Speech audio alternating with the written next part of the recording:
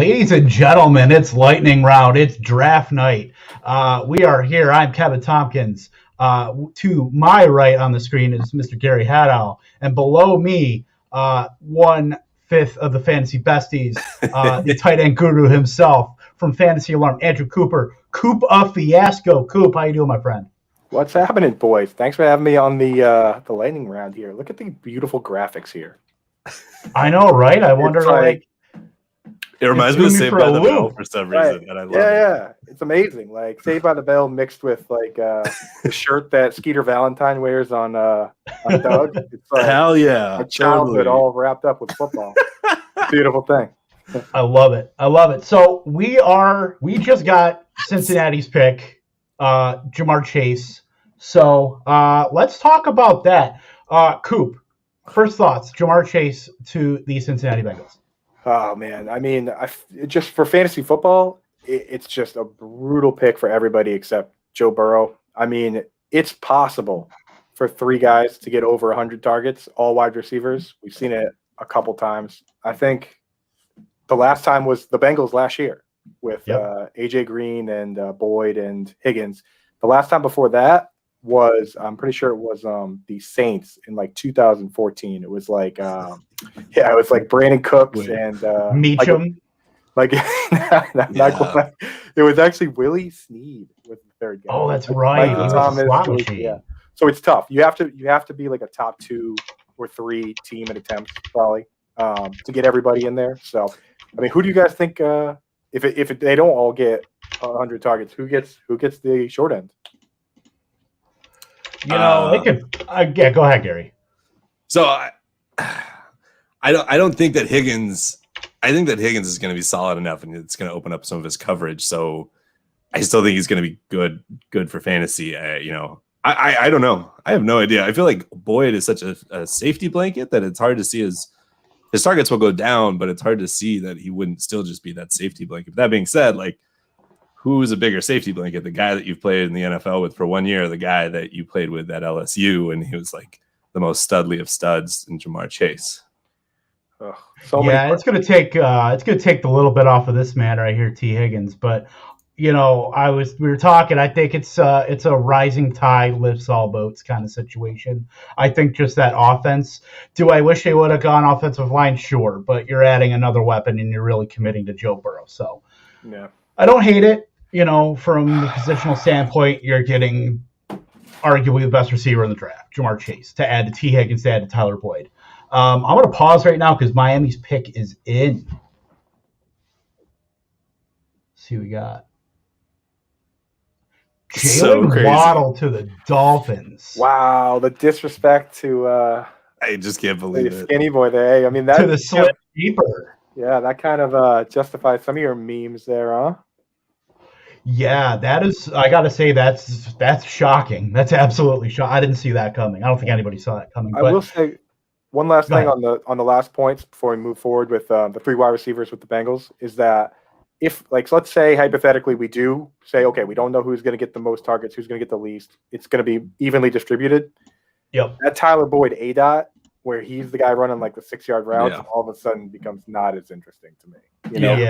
If they're all going to get 80, 90 targets, I want the guys that are going 10, 12, So I think Higgins is going to be all right in that sense because we don't want the Jarvis Landry of right. Yeah, that's kind of not fun. But let's go ahead. I'm sorry. The guys that have cracked the top 24 without 100 targets are guys like Tyler Lockett and Tyreek Hill, who can really do like 16, 17 yards per catch. Yep, exactly.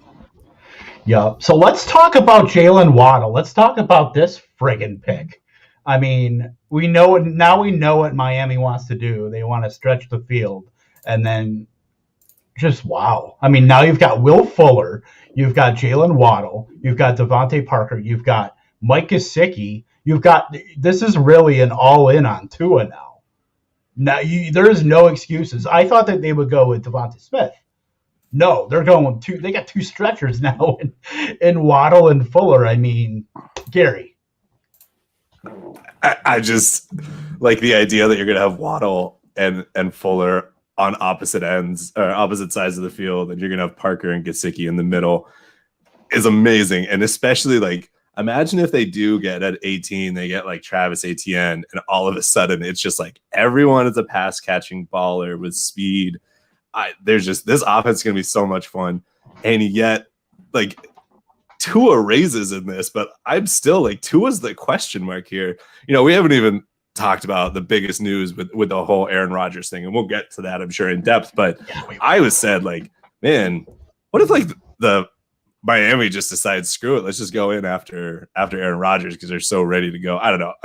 This is more of a I'm low on Tua than most people. So sorry. Cool. Sorry, I'm plugging this one in on the Fantasy Alarm draft tracker here. I was Plug it in, man. Caught me a little off guard. But I mean, I think this right away vaporizes Mike Gesicki, right? I mean, they're going to use 3 wide receiver sets more often. He played in the slot. Kind of rough, right? Yeah. Not looking ideal. No, it's not. In Dynasty, it makes him a stash, I feel. I mean, because, I don't know, it's going to be tough to justify them paying him now, too. I mean, it's kind of a weird situation. I mean, they're loaded up, but it's not good for fantasy. You want highly consolidated targets, right? Among the top couple guys or one guy.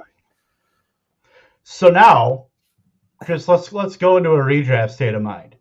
Who is the Miami Dolphins receiver you are targeting now? Is there one? Who is gonna have the highest ADP in July out of these receivers? I think it's Waddle. Yeah, it could be Waddle, could be Fuller. I think I'm too nervous of like the post PEDs with Fuller. Scary, and the injuries. I mean, even when he doesn't get hurt, you feel like he's always grabbing the hamstring and stuff. Yeah. I kind of like the idea of waiting to see who can get cheapest. You know. Yeah, which is probably going to be Parker, kind of the post hype sleeper type thing, and all of a sudden, if he's lowest, like we know he's still damn good, and that's the guy who's done it too. So, you know, that could be some real value, like getting into that 8th, 9th, maybe even 10th round, depending on. When I think about it, think about the Panthers last year, right? New coach, new quarterback, right? New offensive coordinator. Yep. Everyone thought it was DJ Moore, but it ended up being Robbie Anderson. Yeah, Robbie Anderson that led the team in targets. Yeah. So it's like you kind of get this unknown where who even if you think the guy's going to be the top guy, brand new team, so kind of interesting on that front. Yeah, it's I'm sorry, that threw me for a loop. I don't think anybody saw that coming. I didn't see any mocks with Jalen Waddle, and that just shows you mock drafts are all wrong. Every single one. Yeah, like the best ones have like a 40% correct pick rate. I mean, because they're too smart. Like Brent Albright, Denver beat writer. I mean, I think he's like one of the best around, but even he gets like maybe 30% on a good year. So, Lions are on the clock now, but we'll talk quick about Trevor Lawrence going to the Jaguars. I mean, we pretty much cemented this pick in since December, but Coop, what do you think about Jaguars landing Trevor Lawrence? Oh, man, I mean, I've said this in the past. I'm not a scout. You know what I mean? I'm a fantasy analyst. Like, to be a real scout, you have to pound hours and hours and hours on it, know all sorts of inside things, and the real scouts actually get into character and stuff like that. But I will say this: Trevor Lawrence has made some throws that I've seen that are just absolutely impossibly ridiculous. You know what I mean? Just rolling to his left, throwing laser beams 40 yards downfield. So, I mean, it's just such a slam dunk pick that there's not really much else that I need to say about it, I think. I mean, how do you guys feel? Do you like him? Okay. Yeah, I think he's going to prop up DJ Chark, who gained 10 pounds, by the way. He's been doing some heavy lifting. And I'm going to pause. Detroit is on the clock, and Goodell is up on the podium right now. I can't believe they didn't trade back. If they take a wide receiver here. Right? I think it's a smart pick, though. Penny Sewell. Oh, yeah. They should get a standing ovation for taking completely. You know what I mean? It's like, I agree. There's a lot of vowels in that room, by the way, in Penny Sewell's. Yeah, There's a lot of A's and apostrophes. I almost guarantee it. I don't see a lot of social distancing going on there. No, but they got Pizza Hut, so they're good. Yeah, they're fine. I thought they would trade back solely because if they could get 2022 firsts, you know that I think that the Lions are going to be like a top 4 pick next year. Like, I don't know. I mean, I also think that Jared Goff is pretty trash, so I'm sure I'm biased, but like their wide receiver room right now is Rashad Perriman and Tyrell Williams. And then Tyrell Williams. Like pretty much it's Hawkinson and Swift, and that's it. Get him some Nico Collins and Galladay 2.0. Right. If you look at the sorry, Gary. No, you're good. And you sure? Mm-hmm. I was gonna say, if you look at that team, man, it's a like ghost ship filled with dead cap. just with a skeleton crew, dragging it to the next year. And they have the most dead cap in the league, but they still have 20 mil that they're rolling over to next year. So like that team is trying to come in last. So, I had them trading back twice in my mock, but when that guy's there, I'm cool with that too. You're not going to win games just because you have a left tackle. No, but he's a plug and play. He'll be the starter for the next decade, maybe decade plus. Yeah. There, I mean, the Lions feel like that. That is the Lions, so they might take a generational guy and run him out of town by age 20, 27, 28. So, it's still young. But yeah. So let's go over to because Carolina's on the clock right now. Let's talk about Zach Wilson going to the Jets. Gary, how do you feel? I mean, does Zach Wilson do anything for you, at least 2021 wise?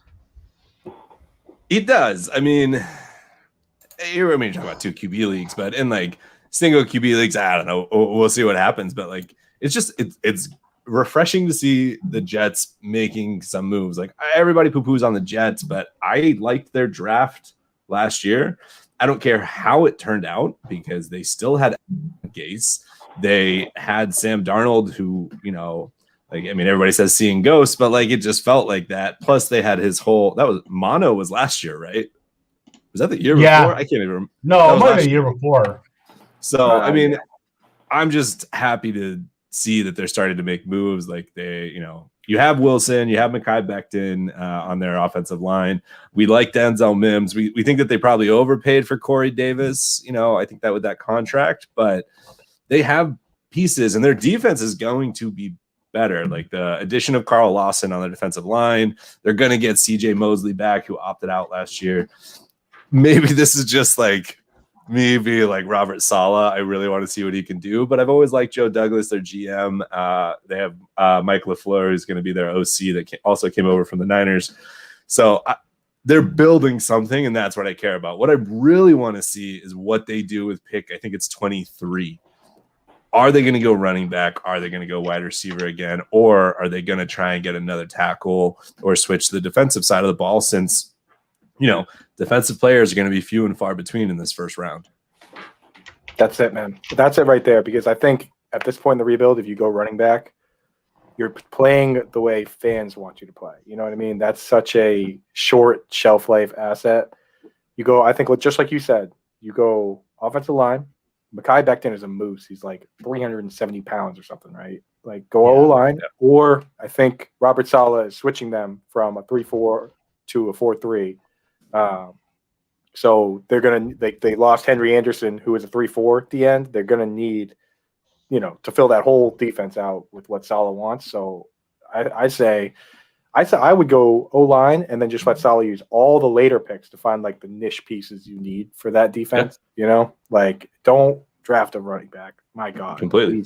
Please get somebody in the second, get somebody in the third, like get a Trey Sermon or something just to come in there. And, we saw a little bit of, Michael Pirine wasn't terrible. He just, he couldn't beat out Frank Gore. So that's never a good sign, but he is Frank Gore after all. They have Tevin Coleman. So who I actually, as a diehard Niner fan, like I actually hate Tevin Coleman. I've never liked him. I hated him when he was on the field. I just thought it was garbage. So they can get somebody and they'll be a starter. So for fantasy purposes, it'll be a fun looking to see what they do on day 2, hopefully, preferably day 3. Or I guess, sorry, end of day 2. For sure. If you guys are watching this on YouTube and Twitter, thank you so much for tuning in. I'm Kevin Tompkins along with Gary Haddow and Fantasy Alarm's Andrew Cooper. Be sure to let us know you're in the chat. We're going to be giving away a shirt from Viridian Global tonight. So hopefully you get a lightning round shirt. I'm wearing the hoodie right now. So be sure to let us know you're in the chat. Say hi. We will say hi back. I mean, Gary, maybe he's kind of a mean guy. So see how that goes. But right now, we got the Panthers. The pick is in, but they're in a commercial. So let's talk about your boy Trey Lance. Yeah, let's do it with my Michael Crabtree jersey. Another great first round. Were they out of Brandon Lloyd jerseys? They were. Brandon Lloyd makes no nice idea, but any of my buddies that are in my home league, Brandon Lloyd is like a running joke in that league because I thought he was a rookie when he joined the Niners. This is for some reason, and I traded a bunch to get him. My friends were like, "What the hell did you just do? Why did you just trade for Brandon Lloyd?" My buddy Kevin Chubb in the chat right here, he's probably rolling on the floor laughing right now because of this. I love it. Let's pause on Trey Lance because Goodell is up here with the pick. Mention Justin Fields of the Panthers. Holy what? I don't know where you guys are at in your feed, but like, no. Wow. JC Horn. Wow. I actually don't hate it. I just there's a ton of teams that need corners, man. I was looking at some numbers from last year. 62% of the snaps were nickel across the league. And the craziest part was that only 16% were base and 19 were in dime. So it's like now nickel's the new base and dime is actually the new nickel. It's crazy. So that the corner's gonna fly. I bet the Cowboys take one too. So I think this is super smart for them. Like you're playing against Brady, you're playing against at least Michael Thomas, and then you're now playing against Ryan with Pitts and Julio and Ridley. This is I think it's smart. Like it's just I really think that the other thing from a fantasy perspective is like Justin Fields is actually going to get to the Broncos. Like it could potentially go past the Broncos. This is crazy. Yeah. That might, that whole thing Mark Schlereth said, I guess, on Denver radio that they're working something out with Aaron Rodgers. Who knows how factual that is? And then, so he could slip by. I mean, we're looking at right now Justin Fields and Mac Jones. We'll see how far they can fall. Because right now, if they're truly working something out, we'll see with this pick. They take a quarterback. That's probably not happening, unless it's a move to take a quarterback and then trade. Because that could be in the cards too. I'll tell you right now, if Mac Jones falls past Nick Saban's best friend Bill Belichick in the at pick 15, then he might go all the way to day 2. Because that would be such a red flag for Belichick to look at his boy's quarterback and say, nah.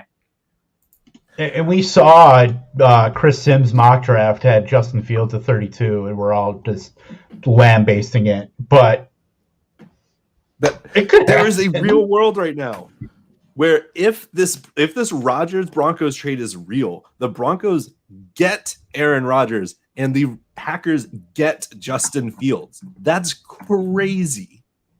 I just did the Grinch smile right now. It just came up. I will erase that. If they Jordan turn down thing. number 3 and Jimmy, it's like, all right, we turned down 3 and Jimmy, and now we're going to get Justin Fields and probably get more. Give me let's see if it happens though. Give me Noah Fant and I don't know. Who They're else? still going to take Michael Parsons. Who the hell else would you want on? I'm trying to think of It would be picks. That dude. Who they draft? Who's the tackle they drafted last year? I can't think of his damn name. K-State.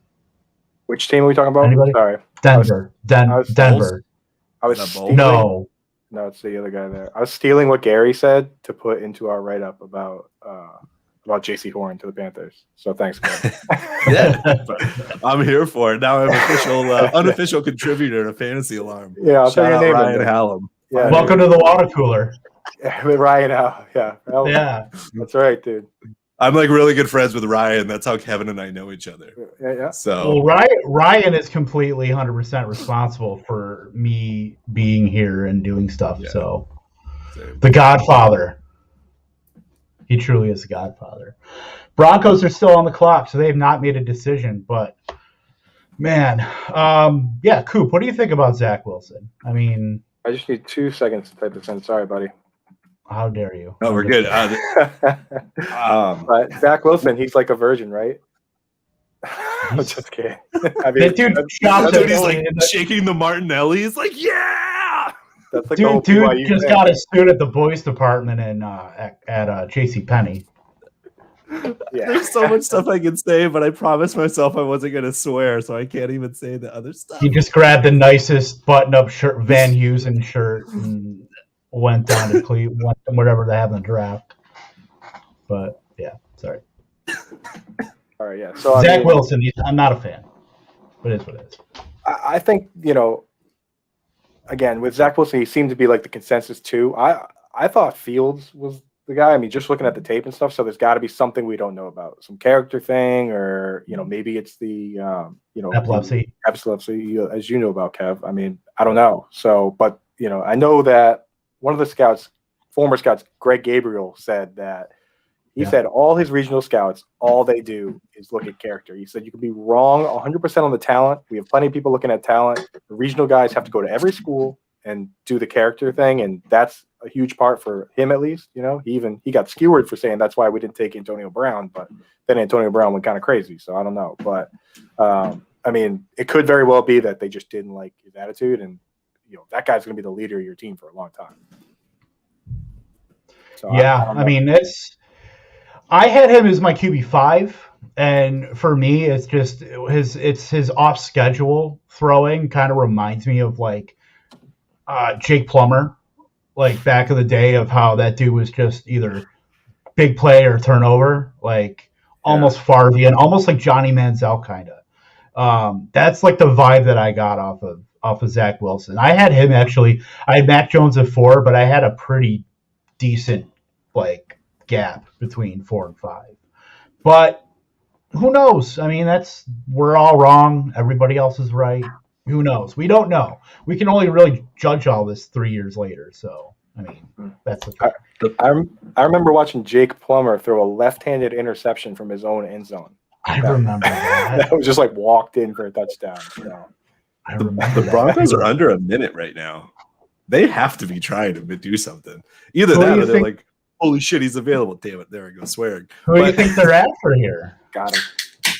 I think that they were trying to trade for Rodgers. Oh, no. They're going with They Justin made the Fields. pick. It's either Fields or You Parsons. think?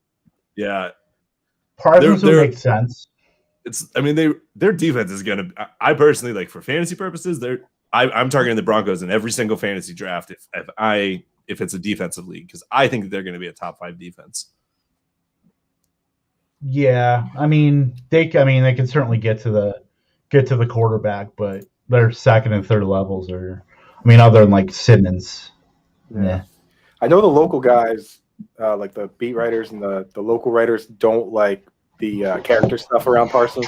I know Linda pointed that out, but I mean, I read some of it recently, and it's not nice. It's nothing nice, But at the same time, I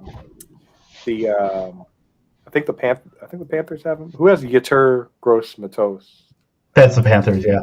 So he was also involved in that same stuff. So I mean, it's kind of like now you're Yeah. like, well, he did it and he's fine. So it's kind of a weird situation, I think. But Bad news bears. I just remembered because we talked about it. So it's almost like not appropriate to even talk about. Like that's how bad some of it was. No, we're family friendly ish here. Ish. But for you adults out there, Google Micah Parsons character issues and see what's up there. Yeah, you could fill a library with those. But Broncos are Kyle. Go. Don't forget they have Kyle Fuller now. You're talking about their second. Oh, second that's third right. level. I forgot about Fuller. Yeah. All right, Goodell's up. Who we got? Cowboys are pissed. 9th pick.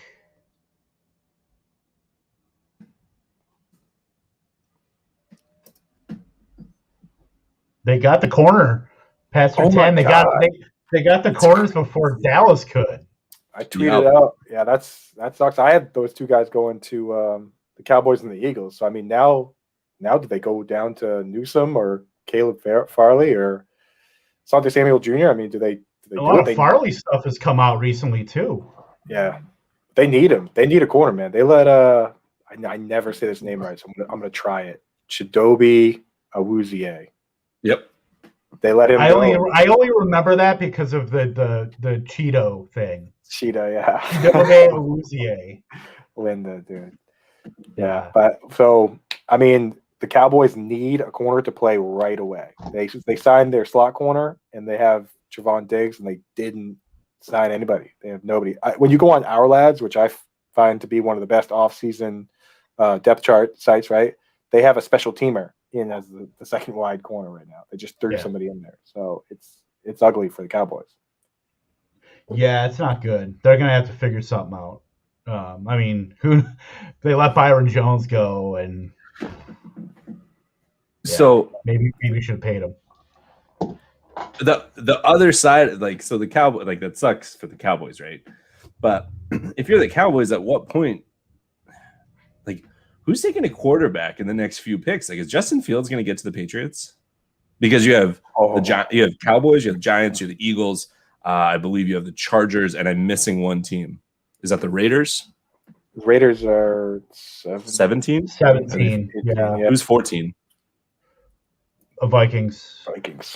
I think, yeah. Justin Fields is going to get to the Patriots, and then now we all of a sudden, game changes now. You have Washington, you have the Steelers, you have the Saints that can all now trade up if they want to and potentially get Justin Fields. You think Dallas is fielding some calls right now? I would think so. I mean, if I'm the Chargers, I trade up right now and get that tackle. Get Rashawn Slater, and just get it done. Oh my you know what I mean? Like, because they the line would be so legit. Yeah, you need the left tackle, and then they have Lindsley, and then they got who is it from the Steelers? Yes.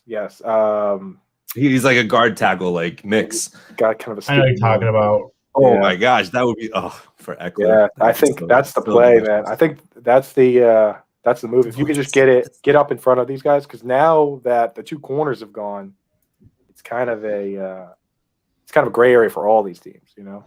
Because I think anybody wants Devonta Smith, they could also move up for him. Like, there's a lot. This is crazy. You know, I thought the Chargers would have been a kind of dark horse for Jalen Waddle. I'm really surprised that Miami took him there. I thought that would have been a really good landing spot.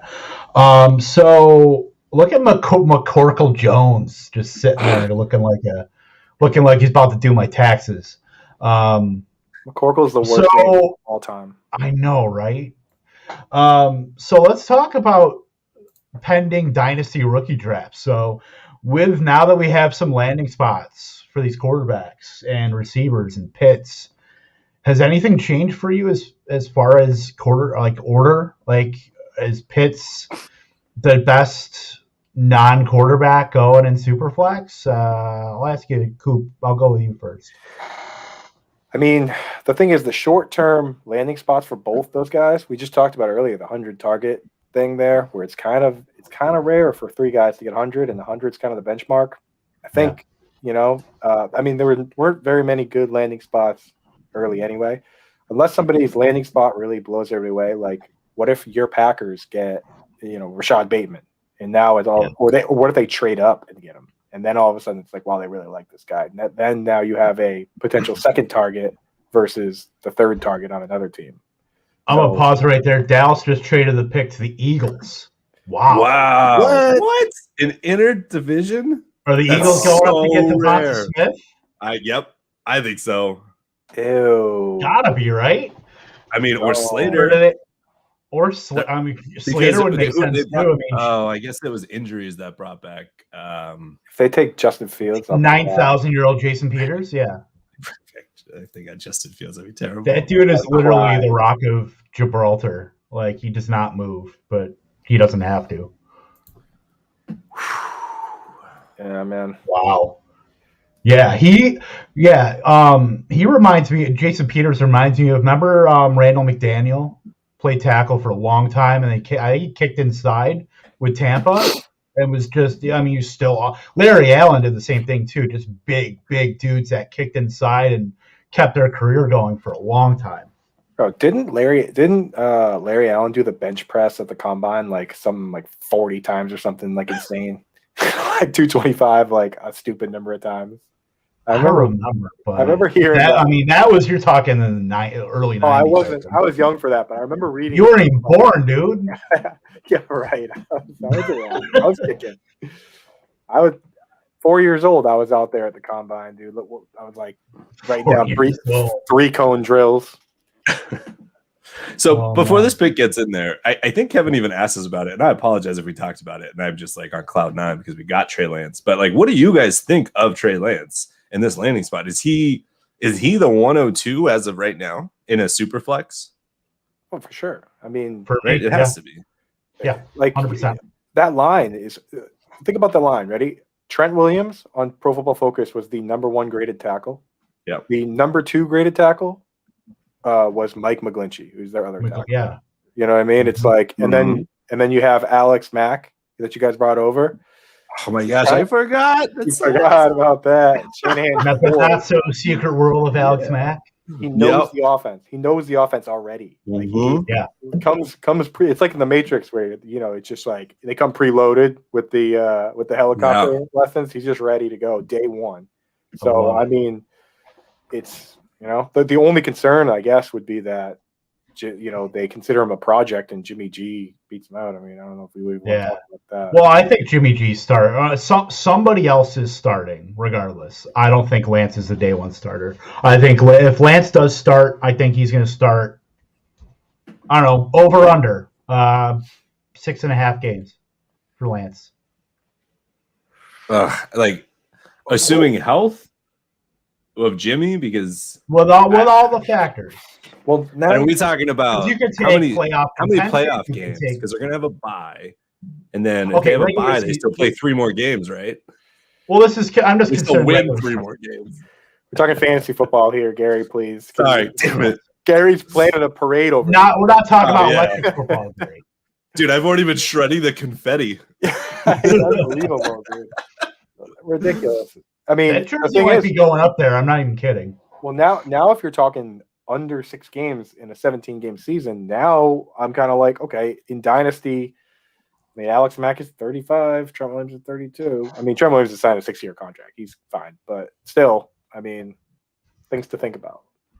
There's a non-zero chance, and it is much higher than that. There's probably like a 30% chance that 12th overall and a 2021 third. Yeah, okay. That's what I was going to say. They moved up 2 spots, traded a 2021 third. It's good for the Cowboys that need to rebuild that defense. So that's it. Yeah. Wait, they just traded a third to move up. Yeah. Well, I remember in the pick, obviously, but yeah, that was Patriots. Yeah. Patriots lose a third every other year over some friggin' scandal. They hand out thirds if you just let your wide receiver sign somewhere. Right, go to Foxborough for Halloween, and they're shoving them in your trick or treat bag. Right. I mean, the Ravens. How many comp picks have they gotten since comp picks were invented? Like 170. Oh yeah. By the way, I looked up that Larry Allen number. Take a guess how many times he did the bench press at the combine. 225. 225. That's 2 plays. 45. 43. That's disgusting. That is disgusting. I can't even think about doing 225. No, I don't even know if I can do the ball. My arms just get tired. Just moving my arms 43 times like that. Good Lord. Crazy. Pick is in for the Eagles right now. So now we're waiting on this. I think it's got to be Devonta Smith, right? Yeah, probably. Everybody that's not watching it on TV has this like 5 to 7 second delay. And it's like sleeper alerts are alerting every pick, and I wanted to turn them off, but I couldn't turn them off because I wanted to see what the trades are. So you're slightly ahead. I don't want to ruin it, Kevin. Yeah, I'm just kind of listening to you right now and setting up this fantasy alarm page. So you guys, I love how they got this like easy chair up on the stage. By the way, I know it's really cool. I feel like I wonder if people knew that was going to be happening because it seems like it is just a random person. Isn't one of our buddies from Fighting Chance at the draft? It wasn't Leo. It wasn't JR, but one of our guys in our Fighting Chance draft, just to plug our site, is at the draft, and I just can't even remember who, but maybe they'll get in their chair. We'll see. Devonta Smith. Hell yeah. Hey, you know what? Whatever. Hey, you know what? Devonta Smith and Jalen Reagor. I mean, go at that. Right now, you have Ertz and Goddard, but that's pretty good. I mean, you got at least a foundation there of pass catchers for Jalen Hurts. He could be awesome. He could be awesome. And so that's the question, actually. So Jalen Reagor was really hyped, and I don't know if it was a Twitter thing or at the fantasy community as a whole or what, but he obviously didn't do much last year, but maybe that offense didn't do much at all. I think that Devonta Smith pairs perfectly with a Reagor and with a Goddard. Like those three create, and with Miles Sanders, like they all have very different skill sets, and they should work pretty well with Jalen Hurts. I still am shocked that the Cowboys would even make this trade, because if there's any way that you could beat the Cowboys, it's because their defense sucks, right? And now you've just given them the Heisman Trophy winner to go with Jalen Reagor. Yeah. Maybe they don't think that Devonta Smith is good. And they were like, you're going to take Smith, right? The little guy that weighs 166. And they were like, yeah. And they're like, oh, yeah, you can have all our picks. Go ahead. Yeah, here you go. Here, take Marvin Harrison. You can have him. Yeah, I think the interesting thing with this pick might flow under the radar a little bit is that, like, Devonta Smith at 166 pounds is not playing split end, right? There's no chance. No. So if Ertz is still there, they're probably going to roll 2 wide receiver sets with both of them as flankers off the line. So they don't have to neither's going to get jammed. They can go in motion, do whatever. They'll lead the league again in 12 personnel. Right. If Ertz ends up being gone, I guess that does open the door kind of for J.J. Arcega-Whiteside to not be completely dead. You know what I mean? Because somebody every once in a while is going to have to tether his foot to the line of scrimmage. Or Hightower. Right, exactly. Somebody, or Fulham or whatever. Somebody's going to have to try and not get jammed. You know what I mean? Which I think Reagor's probably better at it than Smith. You got to imagine, right? Yeah. Holy shit! What? Giants are trading their pick to the Bears. Oh my Bears god! Bears are going to get Justin Fields. Bears are going to get Justin Fields. Dude. Holy shit! The receipt.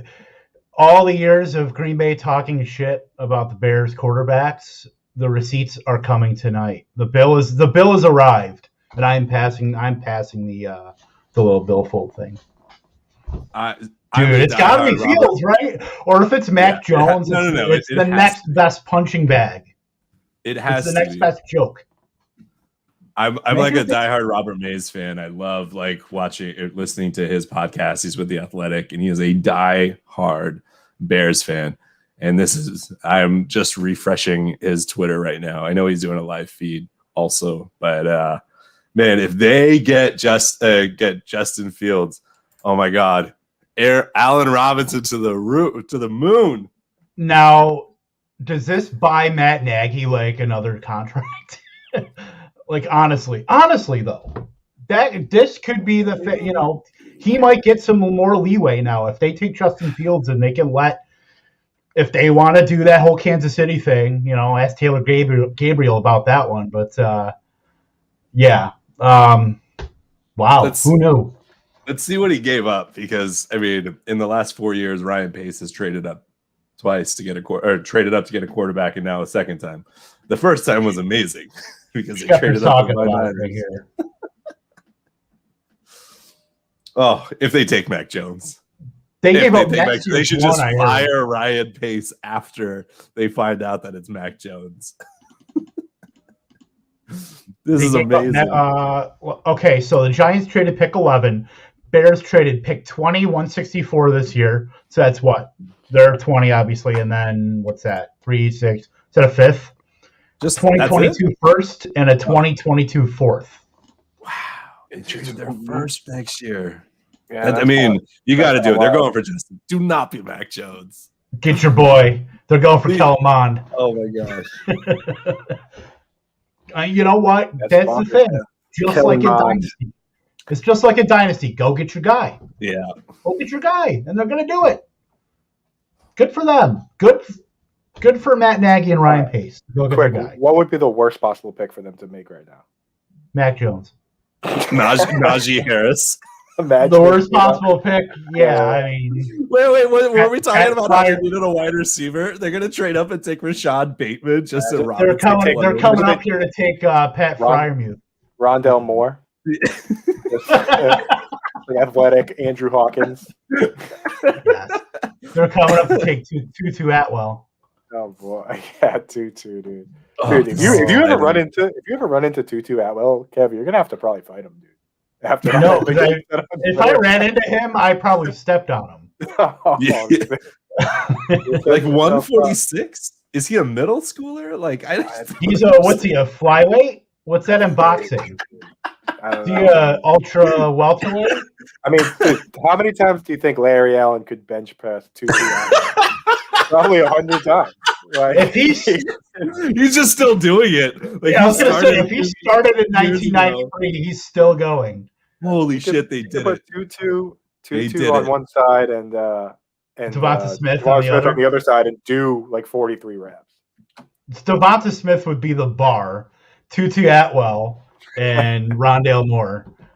Yeah. Oh man. So They did do it. Mitchell Fields. Their pick is in. Goodell is. I don't see him care yet. what Riot Pace has done, for better or worse. He's back. This is they have all bought themselves 4 more years. Yeah.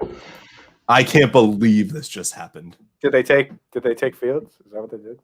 We're I'll let you guys find out. I guess I'll watch the draft if we're watching the draft, right? hit up that ESPN. Watch ESPN, my man. I was watching earlier, and they were showing a Kings of Leon concert from 2008 or something. No, Yeah. that was live. they had to play 2 different songs. Oh, there you go. Here we I go. was like, what are you guys doing? The national anthem person, she lost the note, like hitting the high part. It was amazing. Oh, yeah, that's about time. I was like, oh yeah, it's still the draft. It's always been.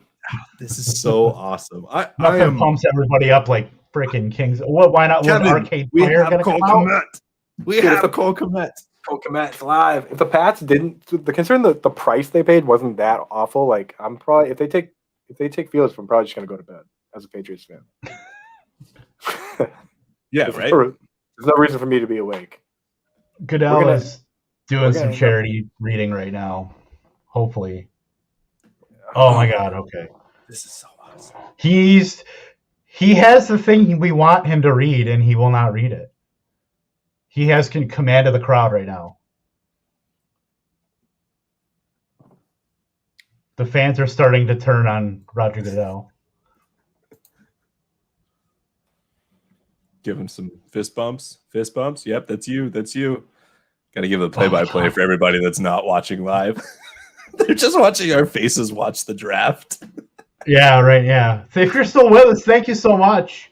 We're going to talk about this pick, whoever it is. Yo, Kev, Fantasy Alarms Twitter just tagged me, and they said, "Did Matt Nagy just land as Patrick Mahomes?" And I said, "We'll have to ask Taylor Gabriel." And I tagged him in that post. They did it. I love it. I wonder if But Gabriel, they did.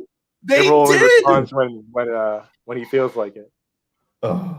All right. So Justin Fields to the Bears. All right, I'll see you guys later. I actually am going to go. I get it. Because Yeah, you're good. It's friggin' it's a You're about to first-round get pick. Mac Jones in the second round. Dude, Mac Jones is crazy fat, man. He's not crazy fat. He just likes beer. Buddy, that's us. You and I had like an Yeah, hour that's conversation true. about beer. Mac waiting and for cheese. Kevin. Mac and that's right, cheese we did, Jones, yeah. man. He represents the people. I'm drinking a Sapporo right now. Nice, easy beer. Dude, Sapporo is so good, man. Good beer, right? Yeah. Wait, I love it. Is Fields right now going, shit, I'm just about to throw the ball to like AR like 17 times a game? Because like what the hell else am I gonna And do? Mooney 11, yeah.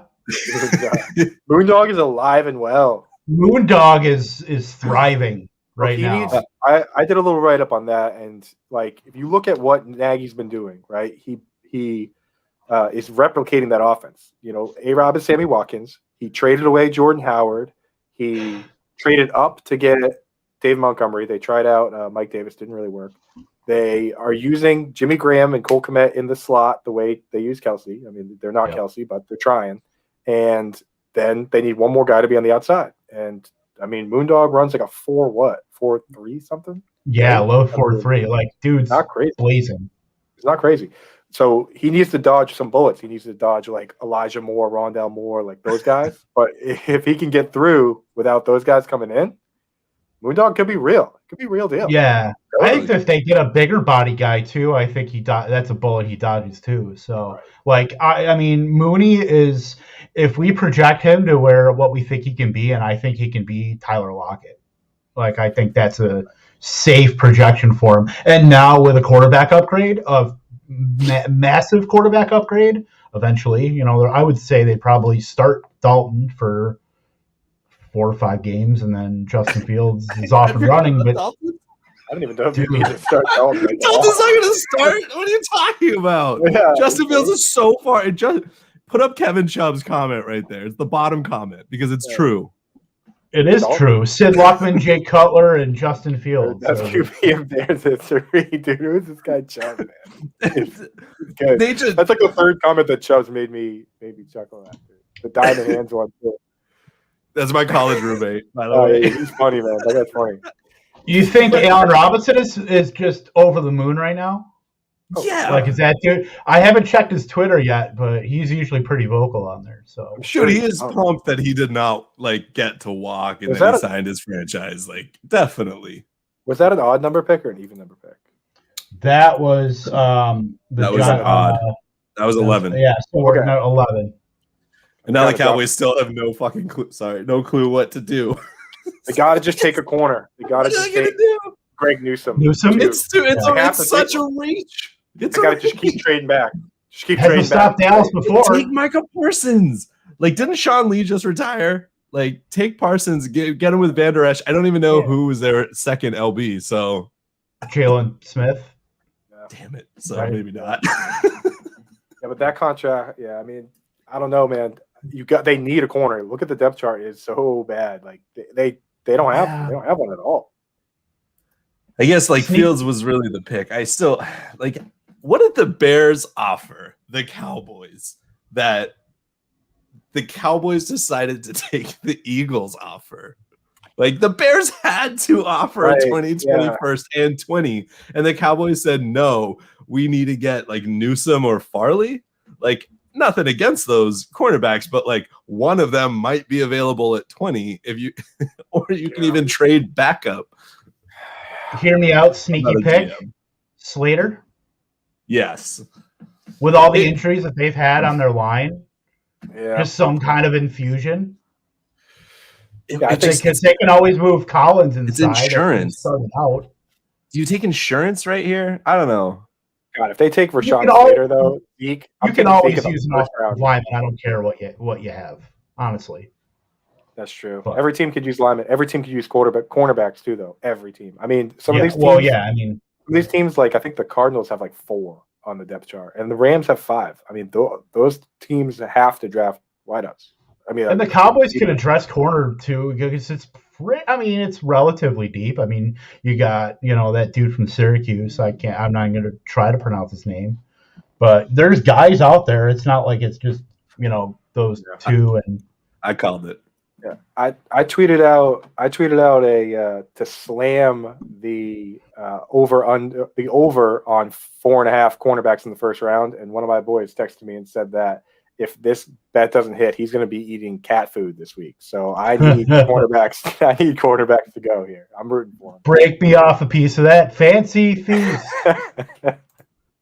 I'm so excited to watch you eat cat food. No, not me. He's saying that he's going to be so broke. He is going to be eating cat food. You broke as a joke, man. It'd be a lot better if this was a real bet for cat food because this ain't about to be a cornerback, guys. I mean, they're going. They're going somewhere in this draft. I called it. Is the pick in? Pick is in. Goodell is talking another charity thing. Can't really. All right, Justin Fields. Yeah, I'm keeping a tally here too. Cat food bet. Is that the pick of the draft so far? It's got to be Justin Fields. Yeah. Oh yeah. 100%. I'm so that's like Tim Tebow goes again. The Niners went from 12 to 3. They went from 20 to 12, and they gave up 1 first-round pick in the future. The Niners gave up 2, and they got the quarterback that we all thought that the Niners were going to take, or hoped that the Niners would take. Not that I'm sad with Trey Lance, but yeah, they 100% bought themselves at least 3 more years. Ryan Pace just shit himself with excitement because he was on Indeed and then saw Justin Fields start slipping and was like, holy shit, let's close this window and call up whoever it was. I'm very excited tonight, so I apologize. My words aren't coming to me as well as Micah Parsons was the pick for the Cowboys. You nailed it, though, with the sentiment. I mean, it's like ridiculous. I'm sitting here as a Patriots fan. I'm like, what are we doing? Like that meme with the guy poking the thing with the stick, and he's like, do something. Trade all the picks. What do we need the picks for? Trade the pick, all of them, for a quarterback, man. Is Belichick that guy in your league that's won the championship enough that you refuse to trade with him and he's like blackballed from trading? Because how do you not be like, hey, they're going to give us like this pick, the first next year, 4th next year, beat that, we'll give you Justin Fields. And Bill is like, no, that's too steep. We'll just wait for Mac. Like, no. They're going to DUI while you're waiting for that pick. Right. Wait, what happened here? Did something happen? They took Micah Parsons went to the Dallas Cowboys. Because I called it. So Sean Lee is gone. They had to fill that quota of Penn State linebackers. So Micah Parsons, yeah. I mean, player-wise, going to be good. But, off field, going to Dallas, that's, rekindle those Dallas Cowboy troublemaker narratives. But, I mean, it's seeing what I saw, what you showed me. Yeah. It's bad, man. It's some serious hazing incidents that were fairly homoerotic in nature. And definitely criminal, really, if you think about it. But, he's also it's not his only incident either. I guess he got into a fight with a guy that, a knife was pulled and those kind of things. So, but, Jerry Jones is the best at sweeping things under the rug there's ever been. I mean, Michael Irvin. He sweeps it under his yacht. Right. Michael Irvin stabbed a dude in the neck with scissors and he didn't miss a game. If I'll remember that. You know what I mean? Yeah. So I think Ray Lewis hired Jerry Jones to be his defense. Right. Nate Newton hid like 300 pounds of weed in the frame of his car. Not a problem. Man. No. Yeah, just another day. Chargers are up now. They got 4 minutes, but this is interesting. Okay. They can go a lot of different ways. I'm going to call my shot. They're either going to go Slater or they're going to go Elijah Moore. Moore? Wow. I think you got to go. Slater, I think, is the guy. Gotta go Slater. I had him trading up. I agree with the Slater because I hate people taking. Don't take offensive players when you build in the trenches. We have seen that from most teams that end up being good, better than they should be. You build in the trenches. I mean, so Slater goes here. All hands on deck for Eckler as the first round running back. Am I right? Wrong? Yeah. I mean, I don't care if he runs the ball 100 times. He's going to have 110 catches next year. Yeah. I think that they're more focused on getting another wide receiver than they would if they're – sorry, not over Slater. Disregard that. So someone's celebrating here. I'm not sure if that's Parsons or what, but there's still 2 minutes left, so probably not. But I think that slides start to happen, and you do get picked because like the slides are real. Like Mac Jones right now, he's just thinking about his next glass of whiskey and his cigar. That dude's thinking about eating a Crunchwrap Supreme if he's doing anything. I mean, good for him. I mean, he's what, Matt Ryan, Kirk Cousins. He ain't gonna. He's good. His mobility is in the pocket. It's not out of script and out of He's not gonna outrun tackles. He's not gonna outrun edge defenders or anything like that. But I have a question. So if the Patriots get Mac with what I believe is 2 picks from now. Yeah, they got the Chargers, Minnesota coming up, and then the Patriots. I'm cool with it. Is there any team in the NFL that would trade for Jimmy? Like, seriously. Who is Jimmy better than Derek Carr? I mean, I would say yes, but like, I'm a biased homer. Like, I think that the net difference is not maybe big enough. I think Jimmy has a higher upside. But Carr he's very oddly accurate. Yeah.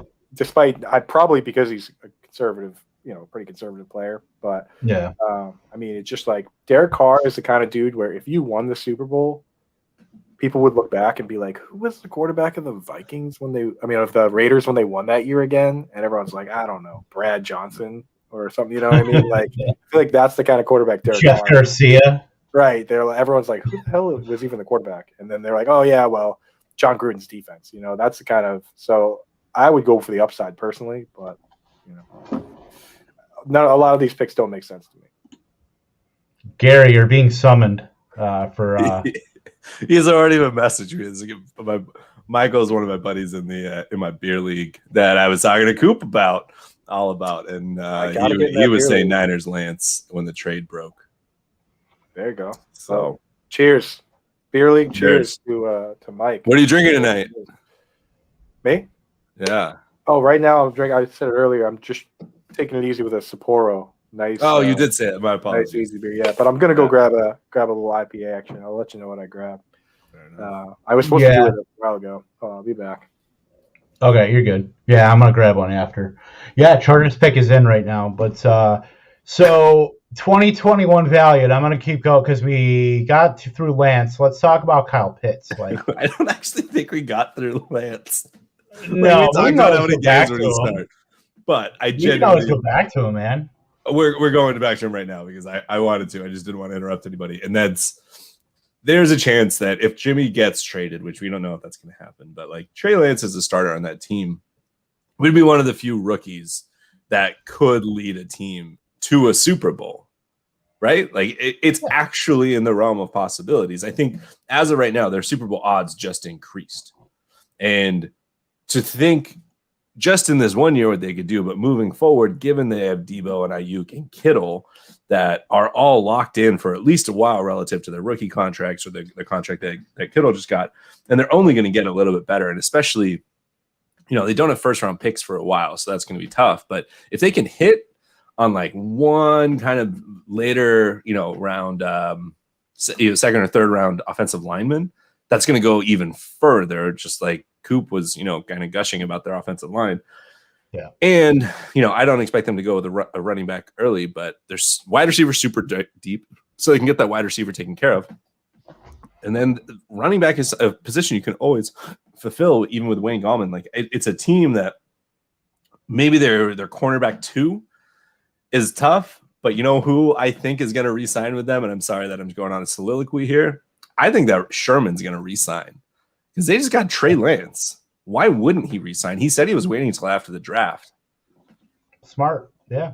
I mean, he's always been one of the smartest and more in tune with how the league's going. So, sign a 1 year incentive-laden deal and try to win one. I mean, why not? But right now, I mean, they're showing Rashawn Slater right now. So that might be some ESPN foreshadowing. I mean, that's the smart pick for the Chargers to get a tackle and surround Justin Herbert, your prized quarterback, Justin Herbert, Keenan Allen, Mike Williams, Austin Eckler, whatever the case may be. Just fortify that line, man. Who are all those women that were just randomly surrounding him? Did I miss any picks? No.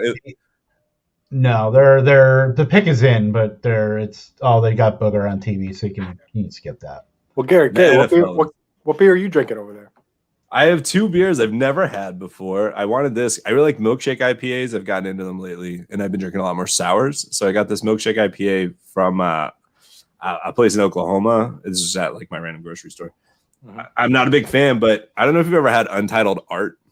I feel like it's the most hipster beer in the world because their can. It looks like a can of rosé. It's It beautiful. is a double strawberry imperial smoothie. So if you've never had a smoothie IPA, or smoothie ale, I guess I highly recommend them. Like I said, I stopped drinking soda for a while, and like since then, I've almost like substituted my soda intake into my sweeter beers. But they're higher percentage. I'm a big fan of sours now, and in particular milkshake IPAs and those types of things. So you should check out stuff by the Brewing Project. That's what I wanted to go to the store to get. Okay. Rashawn Slater is the pick, not a sponsor. Good Rashawn pick. Slater is the pick for the Chargers. A smart pick. I had him trading. I had him trading up to I had him trading up to 7. So I mean, to get this player. So Yeah, I think it's a perfect fit for them. This is the second best pick so far, in my opinion, after Fields, obviously. But I mean, guy should be a stud, man. It's funny. I think that from like an NFL perspective, I think Fields is probably like the best pick just because he fell, right? I actually think the Lance is going to be the most impactful pick, especially if they do go deep, and they will for the next couple of years because their team's so good, and I'm a total homer. And then, yes, Sewell falling to 7 was pretty awesome. So, but getting Slater all the way down here is crazy. Yeah. I'm going to go grab a beer. I'll be right back. There you go. Yeah, I mean, so what do you think with this Vikings pick, Gary? What do you think you see him here? Every mock is putting is it Quiddy? Oh, Quiddy Pay. Yeah. Quiddy Pay. Sorry. Yeah. Everybody seems to be mocking him there, but I mean, there's various defensive players, and cornerback's the only defensive player that's gone. They're not going to, I don't think there's a high enough offensive lineman that they would take here. Because, you're talking about Alushwari, if I'm saying that right, as a guard. So I think they're going to go defense, and they're probably going to go with an edge and, pair somebody up with the Neil Hunter for a while and see what they can get going there. Because their defense last year was pretty meh. Yeah. Yeah. So the guy, Quiddy Pay, is actually, he's a local guy to one of the only guys, because we never have football players up here near Boston. Okay. But he went to the school Bishop Hendrickson that's in just outside Providence in Rhode Island. Yeah. And it's a big private school for, they have a lot of baseball players come out of there. But so I do know a little bit about that guy, Michigan guy. For edge guys, dude, the guy I think that has the highest upside is the dude Jalen Phillips from Miami. Yeah. But I as a GM personally, I wouldn't trust it because he went to UCLA, had a bunch of concussions, and then quit football to go do. You heard of the guy, right? He quit football to go do music. Came back to Miami, But when he was at Miami, just coming in off not playing, he was a monster. So it's it's kind of a tough. But I could see the Vikings dark horse pick here, wide receiver.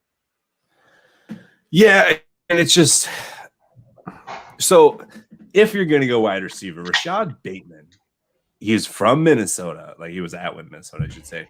But doesn't he feel like he could be an Adam Thielen heir apparent? And it gives you some time. But Irv Smith is already ascending. Dalvin Cook's there. I feel like it would suck for fantasy. I'm not a big fan of luxury picks in the first round. I've never been. Second round, I can see it, but really, that's where you start. Third round. So the other thing, Jets just traded up to this pick, by the way. There you go. The way I look at the Vikings is you have so for a long time they had the carryover of Kevin Stefanski with the 2 tight end sets, Yeah. And then now they only have 1 tight end, so it's do they transition to more 11 personnel, or do they go with find another tight? Do they use Tyler Conklin in 2 tight end sets, or do they use Chad Beebe or whatever? And so it's they almost kind of got to do something and go in one direction or the other. I think at some point, which you could just get a tight end later. I was a big fan of BC. God, what is his first name? Yeah, BC Johnson. Yeah. BC Johnson. BC Johnson. I was a big fan of BC Johnson, so I thought that maybe he was going to be able to get there. I believe that they signed. He was on the Titans, and he was like a Titans, Say- kind of like their third wide receiver. Tajay Sharp. Tajay Sharp. He's Yeah. gone. Okay, so I mean, Yeah. I could see, but I think that they're going to go with edge no matter what. So I mean, the Jalen Phillips thing is great, and until the Jets had just traded up, I was about to put in a different conversation, which is like, this is just the weirdest draft year that we've ever seen. Like, medicals occurred in the last month. Medical visits occur at the combine in February, and you have weeks, if not months, to figure out what is important or not. And somebody that's going to have concussion issues, personally, to me, if I was a GM, maybe they're not off my board, but they're pretty damn close, and they would have to fall extremely far. So even with Jalen Phillips being a beast and taking time off, like, just what we know of CTE, I would be so nervous about somebody getting concussions, taking time off, leaving football, coming back and being a beast. But like, what happens the next time? Do they just walk away and you have wasted a first-round pick? That's it right there, man. That's the big thing, because I don't care. I would rather, like, I know this is kind of maybe a controversial thing to say, but I'd rather have the guy get 2 concussions and just be like Brandon Cooks and say, I'm a football player and I just played football, or Chris Culver, or, same thing, than be a guy that has already quit once, because we've seen Chris Borland, just do have a million tackles. You took it out of my mouth, dude. I'm sorry. sorry. 100%. Yeah, sorry, man. I should have left that one to you. Who can I go? No, but it's 100% true. And right. I don't want this pick to happen without me saying it. I think they're going Najee Harris here. I'm calling it. That's my shot. Oh boy, that would be so bad. I love that pick for them. Who's that? I'm sorry. Najee Harris. The Jets trading up for Najee. The Jets are just the Jets being like, rebuild's over. They called the Patriots. I can totally see it. They called the Patriots. Patriots say no because they're going to take Mac. They know that Arizona has a chance to go running back, which I think is a terrible pick for what the Cardinals need and the amount of picks that they have. But whatever, there's a chance, and I'm hoping that they go Najee, because I'm terrified that the Cards could make a stupid move and ruin Chase Edmonds. Hey, I said it before. We did the over-under, and I said there's no chance there's going to be over 1 running back. This between Kevin and I changed it. 3 running backs in the first round. This could be somebody like Greg Newsome or something, though, too. Because, I mean, you look at the last year, they had one cornerback that played double-digit games. How crazy is that? Everybody else was injured, and then their best, the guy that graded out best on PFF was Brian Poole, and he's not even on the team anymore. So, I mean, they're just have no corners, like none. And Peterson's with the Vikings now? Yes, yep. Yeah, number 7, by the way. Take it back. I'm ready to look stupid. You're totally right. They're going for Newsome, and they know that the Saints are trying to trade up to either get Newsome or Farley. So Saints need one bad. The Saints need one bad, and the Browns are a sneaky pick for corner too, because Denzel Ward hasn't played a full season healthy, and the other guy they just picked, Greedy Williams, supposedly he got really bad nerve damage in his shoulder. He couldn't even move his arm. I guess he couldn't reach across his body for a while there, which, I mean, that's kind of scary to think about, that this guy, he hurt his shoulder. He got a stinger. He said he got a stinger in practice. It's funny that he was like, oh, I got a stinger. And then they brought in, the other guy there, Grant Delpit, and Delpit was like, oh, I tore my Achilles. And then he goes, oh, geez, I just got a stinger. I'm going to go back out to practice. And then he really went to go back out there and realized that he was having trouble moving his arm. So it's kind of a weird situation with the corners there too. So I don't know. I mean, it sounds like I'm just rooting for my own bet that I made earlier, but I think that there could be a lot of teams that. It makes sense. Yeah. We'll see though. I started talking about Patrick Peterson because I was so hyper focused on the Cardinals, but yeah, I mean, the Jets right now, I mean, they just re-signed Mays. They have Mosley coming back, and then they have Leonard Williams. No, he's on the Giants. They have Carl Lawson. So I mean, at least they have somebody at each. So a cornerback totally does make sense. Let's see. The pick is in. Making sense has never been a strong part of the draft. No, it's Najee Harris. It's so strange because Sleeper did not update this pick for me on my phone. They took Vera Tucker. They took Aloe Vera. Really? But that's good. Like this is what I was saying. Like they're making like you build through the trenches. He can play any position too, guard or tackle. He's that kind of dude. He's a Green Bay guy, is what he is. Because Green And I Bay like just preaches versatility, especially on the line. Lunch pail, whatever you need, coach guy. Yeah. Brings his hard hat Yeah, with him to work every day. I'm scared. First one in, last one to leave. Who's their right tackle? That's why, because they're taking a Bills approach to their line.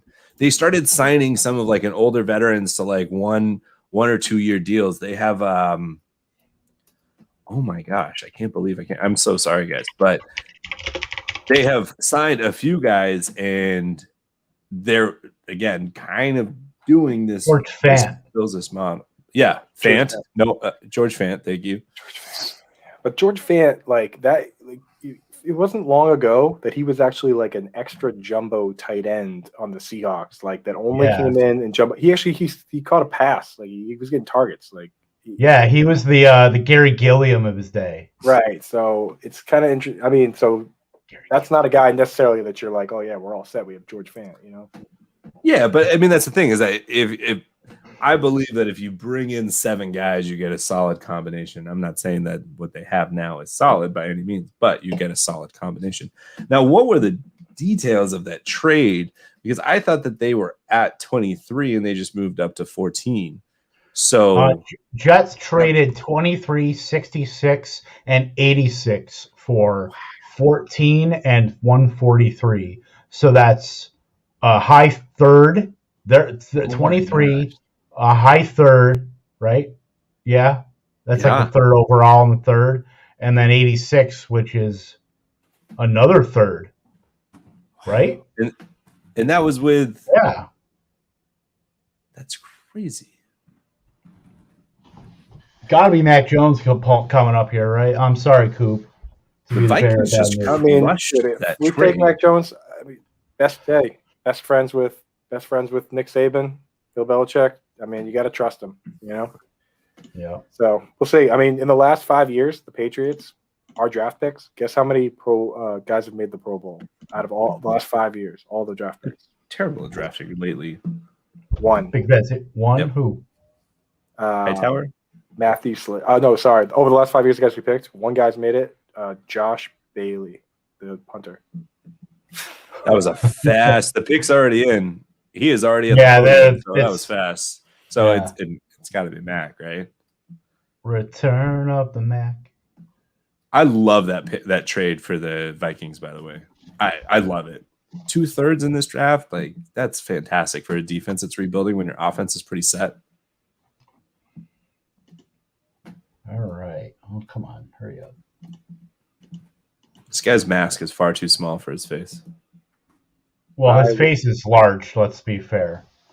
My worst nightmare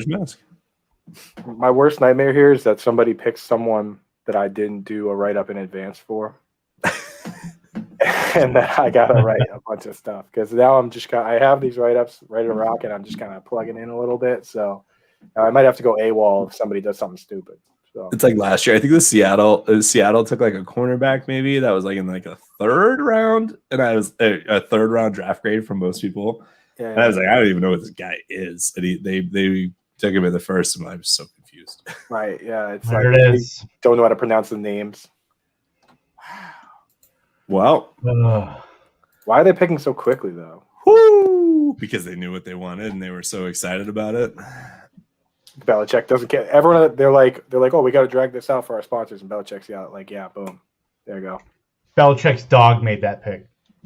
Should we be the 100th person in the last 10 seconds to say this 100th podcast to say, what if he turns into Tom Brady? I mean, Tom Brady, you see that picture of Tom Brady? He's gross, but is that what everybody said? Yeah. Yeah, I remember that Brady. I remember that Brady in 1998 when me and my dad went to Ann Arbor and to see Syracuse beat Michigan. 100,000 people there.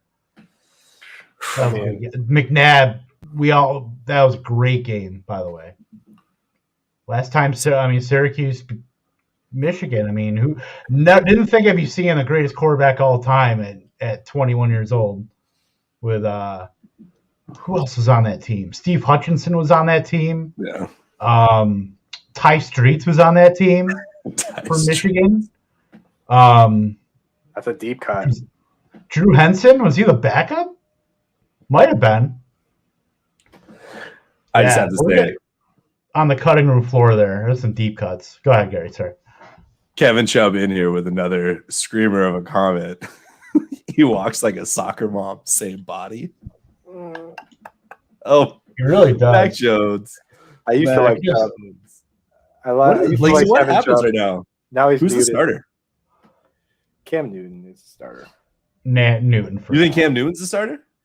I think for sure, because I think you're going to get this guy. I think what's going to happen. I mean, the beautiful thing about this, and this is why I wanted anyone in, but preferably I wanted a mobile quarterback, is that right now it's like in the Patriots practices, even if Stidham has a better practice throwing the ball or Hoyer does, you look at it and you say, oh, well, Cam has the running upside, so there you go. You know, now you still kind of have that same problem where it's like if Cam isn't throwing the ball well, you can still say, oh, well, he runs. If you had Fields or Lance in there, and they were throwing the ball better in practice, then the excuses are gone. There's no more excuses for Cam Newton, you know? So now with Mac Jones, it's like if he you know, maybe it makes it apparent that Cam's shoulder is shot and Mac Jones is just that much better at throwing it.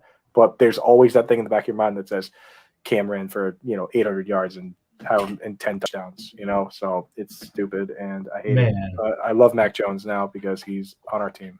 So how's that? Mac Jones' family they just showed, it looked like they were taking prom pictures in front of a yacht. It really did. It totally did. Either that or an ad for like Nautica. Yeah. I don't think it's going to be Cam. I think that Cam has always had throwing limitations, especially in they just signed Henry and Jonnu and Aguilar and Kendrick Bourne. Jonnu and Kendrick Bourne, yeah, they stretch the field a little bit more, but Bourne and Henry, those are the guys that are going to be much more Mac Jones than Cam. Cam is super weird on his efficiency marks, kind of in the short to medium. They're actually pretty terrible, and Edelman's gone right now. So I don't know. Like, I see the upside of what you're saying with at least that he can run if the play breaks down, but I don't know. Bill does not strike me as somebody that wants that. I don't even know if Cam can run if the play breaks down anymore. I think he's more of just a bully up the middle. Like he's just a running back who can sometimes throw. He's Frank Gore. I mean, he could be a fullback. We could use him as fullback. We could have 3 tight end sets with Cam as tight ends. There's a lot of options. Mac Jones looks okay. So I'm just gonna apparently just rail on Mac Jones all night. That's fine. No, we don't do that now. No, we don't. Now that he's got everything changed. I can't say that Mac Jones looks like a guy that it's like we're in the 20 minutes mark of a movie where Mac Jones just got transported over from Pleasantville and is now a quarterback in 2021. Yeah. And he's like a pen salesman. He's door-to-door pen salesman. Not even real. He gets up at 3:45 and delivers the paper, and then his actual job is he's selling ballpoint pens. That's my guy. Cheers, When he goes to tropical vacations, he 100% leaves his suit on because he's like, I can't show my belly when it's for work reasons. That dude wears a t-shirt in the pool, 100%. No question, dude. He probably wears floaties, dude. All right, what are the Cardinals going to do here? They really need to go offensive line. If they don't, it's so stupid. Okay, they took a linebacker. They took Zayden Collins. Okay. They didn't go corner? Huh. Okay. No. So them not going corner definitely means that the over-under of 5 corners is not going to hit because that team needs a corner, and they didn't take one. Yeah, 2 have gone. So now we have Newsome, Farley, and you said the over-under of 5? 5. Asante Samuel Jr. because it's a big drop-off. Yeah. Okay. Drop-off. Yeah, it makes me feel so old that like the guys in this draft are like the corners in the draft are Patrick Surtain's son. Like, dude. J.C. Horn is Joe Horn's son. Is he really? I never made that connection. That's old, man. And then obviously Asante Samuel Jr. It's like it makes me feel old, man. That's Well, it's like the thing in like baseball almost, where you see all the players you watched are now like Don Mattingly, and now like all these like Dave Roberts and all these other dudes are now like managers, and now football. I mean, Frank Gore is going to play with his damn son in a couple years. Right, insane, dude. I have a question. This pick prompts it. Yo, who actually just got picked though? Real quick, sorry, I gotta add it to this. Zaven Collins. Okay, Collins, yeah. Okay, I like that. If you're the Cardinals, the NFC West went from Goff statue, Jimmy can move better than a statue, and Russell Wilson to Russell Wilson, Matt Stafford, and Trey Lance. Does that impact what you choose to do at 16 and say we need to go with a linebacker that's going to play a little bit more contained than a cornerback? As at least I said, like I thought that they needed a cornerback. They have their safety positions, solid with Buda Baker. Sorry.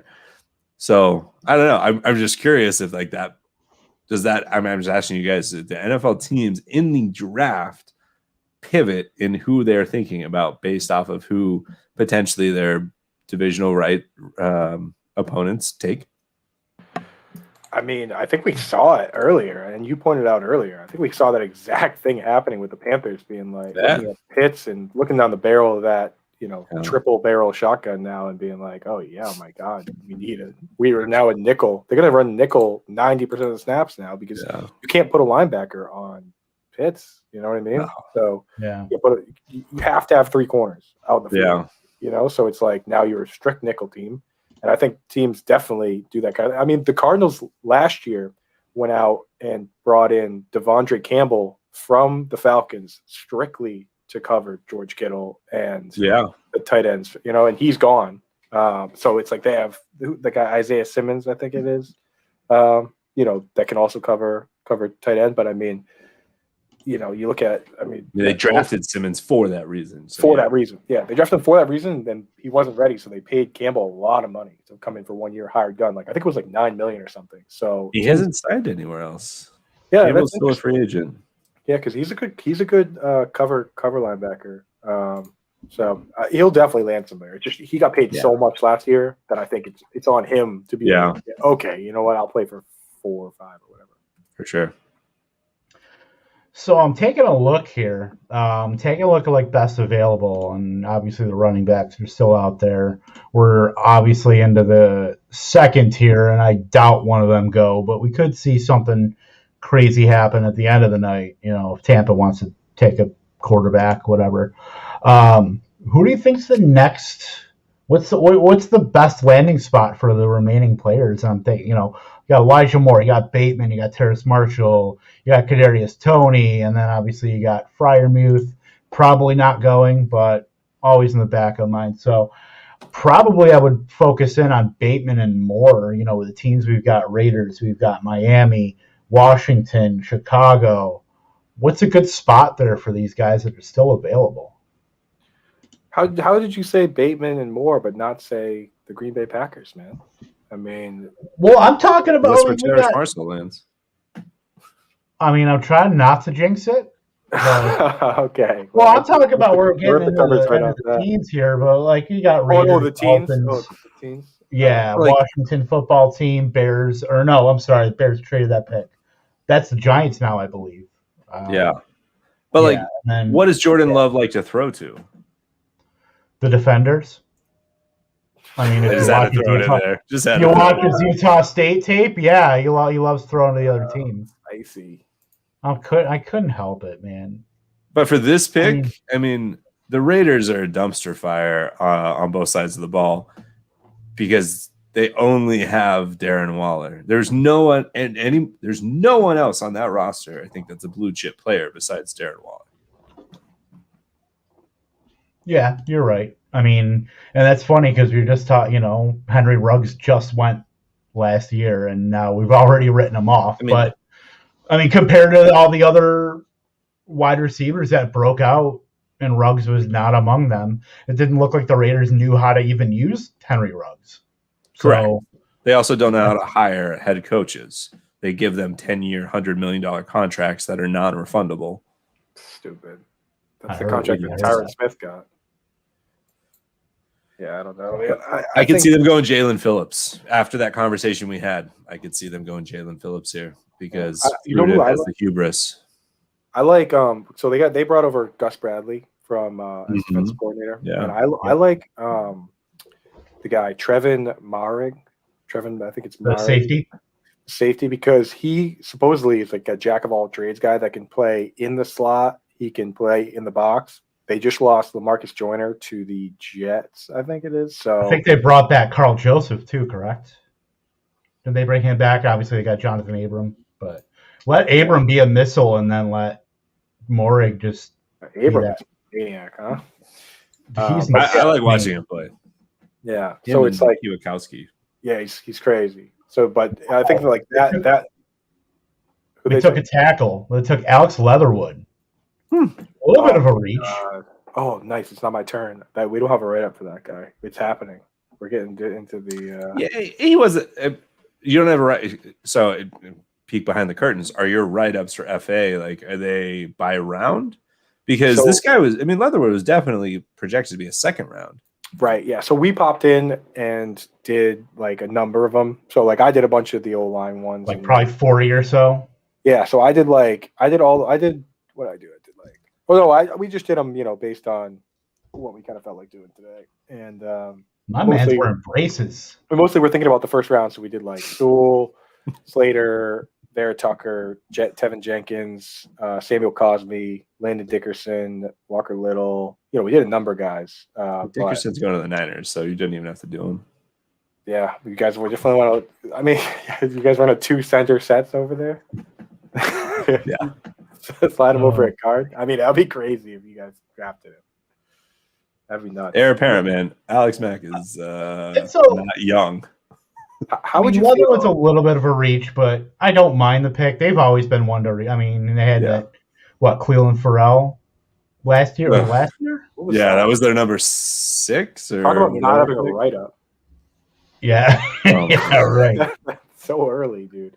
And but Gary, what do you think about you guys drafting a running back at some point? So I've talked to a bunch of my friends about this before. I'm sure Kevin is going to pipe up in the chat here. I disagree with any sentiment that we are going to take a running back before round 4.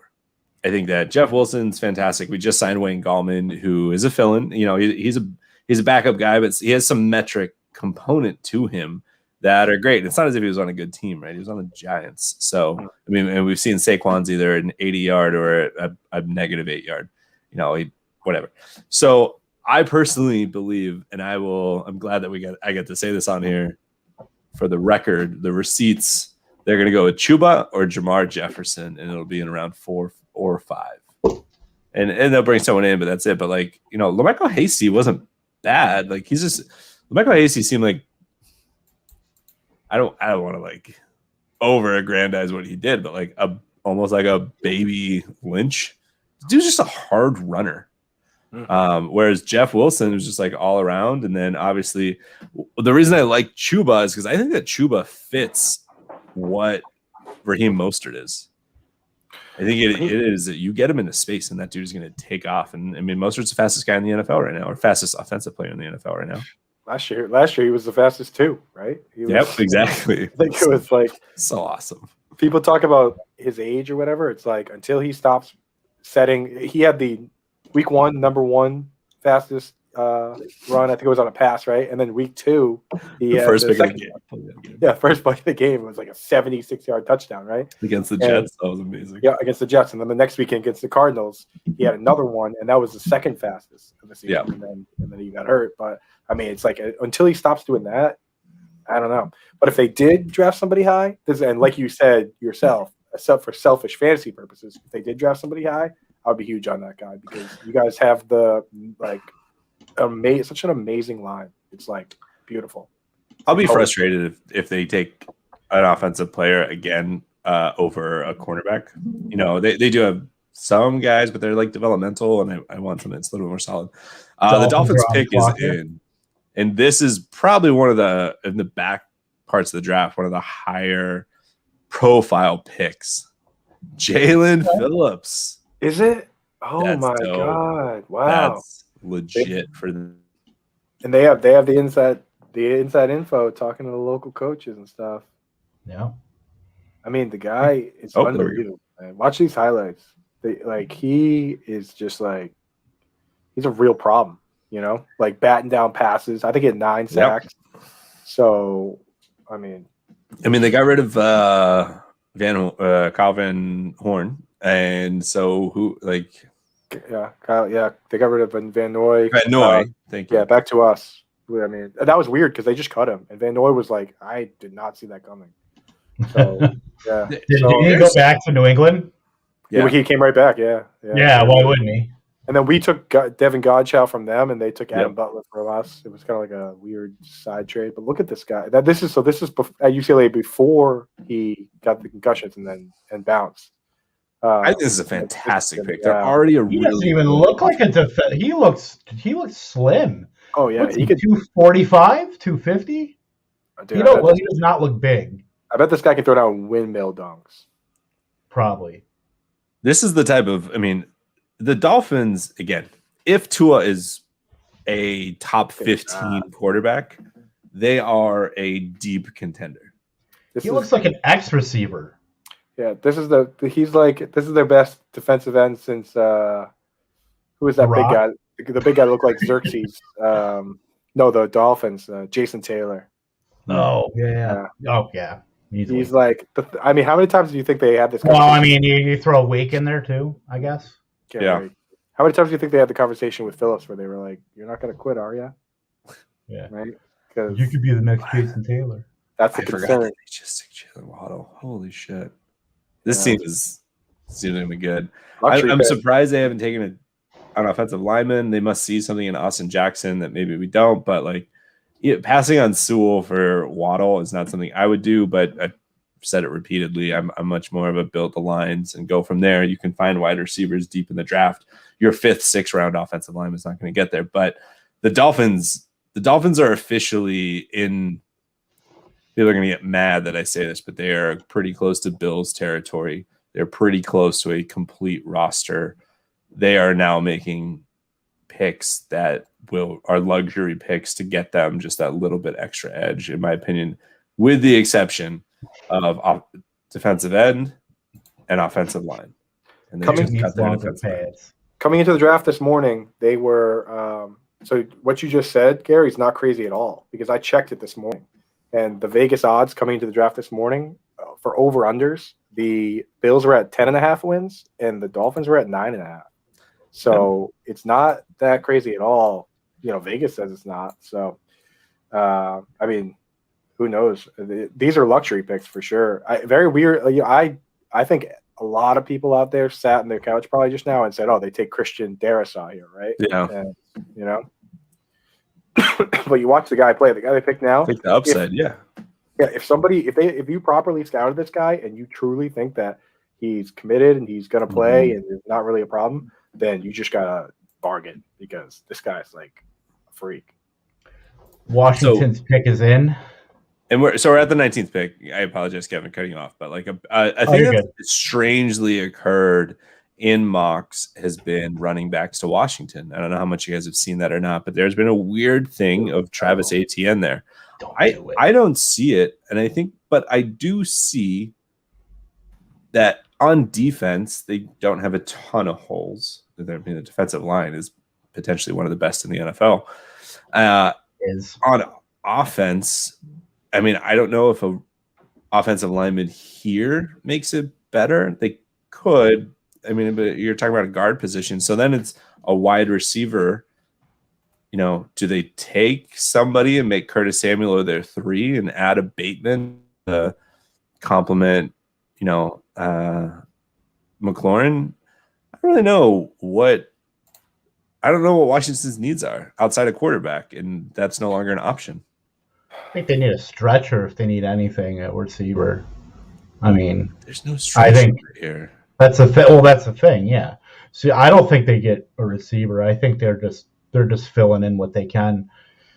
I just wrote an article on this exact topic, and I don't remember it all. My brains are scrambled. It's been a long day for all of us. A lot of excitement. Right now. Yeah. Here's what I had. These are the positions I had. Darisaw? Cornerback. Did they take Darisaw? No, I'm just saying. I threw a name out there. I had. Oh no, that's not even the right team. This isn't even the right division. My brain is off. NFC East. Like Weast. But I like that if they were to take Newsom or Farley here. Like, you can never go wrong with that. And you're now officially playing against a Kenny Galladay and the Giants, obviously the Dak Prescott Cowboys. And then the Eagles just got Devonta. Maybe go corner. Here's a sneaky one. What about a Wosu Koromoa? Did they take a corner? Not yet. The pick hasn't been made yet. I had him linebacker, quarterback. So I had him looking at like guys like Zaven Collins, who's gone, Jabril Cox, and then for depth, safety, offensive tackle, and then potentially tight end. Because Logan Thomas doesn't play inline tight end like at all. He plays more like slot, like off the line. Yeah. I feel like it's too early for safety and tight end. It's definitely too early for tight end. Those are depth. Yeah. Depth. I had those. So I mean, like, I don't know. It's probably early for Kellen Mond. I mean, his stats are like identical to Dak Prescott. What about Mond? They did take a linebacker. You got to get them in the second. They took a linebacker. Yeah. Jamin Davis. Yeah. Loop likes that guy a lot. I don't know a ton about him. But it's good. Like, Kentucky. You got to build on your strengths there, and I agree with that. The next London Fletcher, just throwing it out there. But I would assume he kicks in. He'll be inside and just he'll be an IDP, darling there. If they take Kellen Mond or even Trask in like the second or third, that's one of those guys that you're going to get in this probably the third round of rookie drafts that in 2 years could be a starting quarterback for you on a team that is legit. Like, that is a playoff contending team. I mean, we saw they did it with Alex Smith and what? Heineke? Yeah, right? That's true. I mean, they had everything. So Mond would be cool. Have you seen the stats comparing him to Dak Prescott? It's like really how close it is. Yeah, the guy we brought Joey Carlano back. He was doing a little hiatus, but came back to write some stuff for us, and he was comparing the two, and it's pretty eerie. All right. I don't think that the Giants go with an offensive player here. I think that they would have done that already. Yeah, I guess that they got that good haul from the Bears. So yeah, they could do Azeez Ojulari. Yeah, I think they go defense. Their defense was clicking, man. Their DC figured something out in the back half of the season. If they took a Newsom, who's opposite James Bradbury? Did they bring back? No. DeAndre Baker ain't there anymore. Yeah, I mean, I could see them going there because Bradbury's shut down. Get somebody else on that other side, and their defense was good last year, only in the back half of the season. Oh no, they did. They brought in someone. They brought in Dory Jackson from. Oh my gosh, Dory Jackson, yes. So they have 11. They have like 11 cornerbacks. I think they're all right. I think for them they need pass rush, and they're a 3-4. So it could be Azeez Ojulari right now, or did Kwity Paye go already? No, he did. He hasn't either. Oh, it could be Ojulari or Kwity. I'm going to take a shot here and go Dickerson, the center. Oh, you would. Of course I would. Well, it's a good pick. Never envision. You ever think about I could see this guy in this uniform.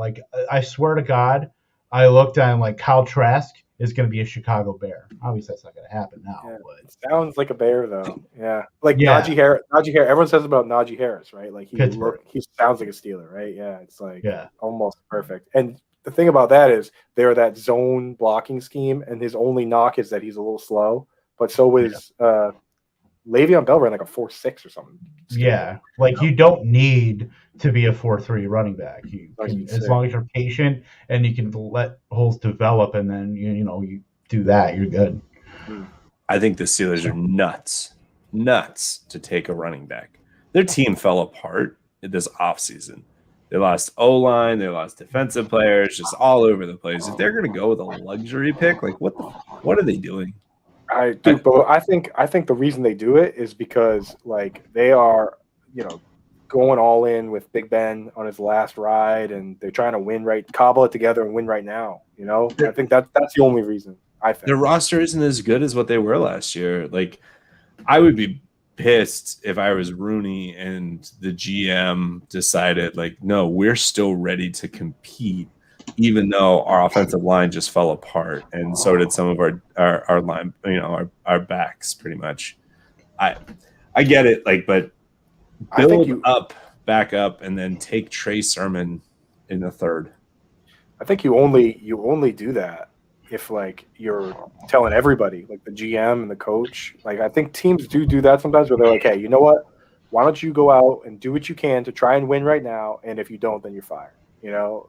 Sometimes you got to do that, and maybe that's where they're at. I think if they take Najee, I think that's a good indication that they're saying, because if you look at like the Swift pick for the Lions last year, it's now I kind of like you said, look at Swift, how bad it is. Like now they're in the rebuild and they're wasting years on them. It could be just like that, where it's like, but Mike Tomlin's such a, he's got these personality, and there's only so many ways to, I think they want to keep him. They extended him, right, Tomlin? Yeah, for 3 years, and that's actually to me why it's like we trust that you're not going to win right now, so we're giving you this extension. We understand that we are going through a mini rebuild. So rebuild, and that shit doesn't start with a running back. Giants pick is in right now, so we'll see. All these wide receivers on one, they got Juju on the 1-year deal. I don't know. Maybe I just can't. I feel like it's almost like a last ride type thing for Big Ben. The Juju thing's weird, right? He took less money to stay there and didn't go to the Ravens.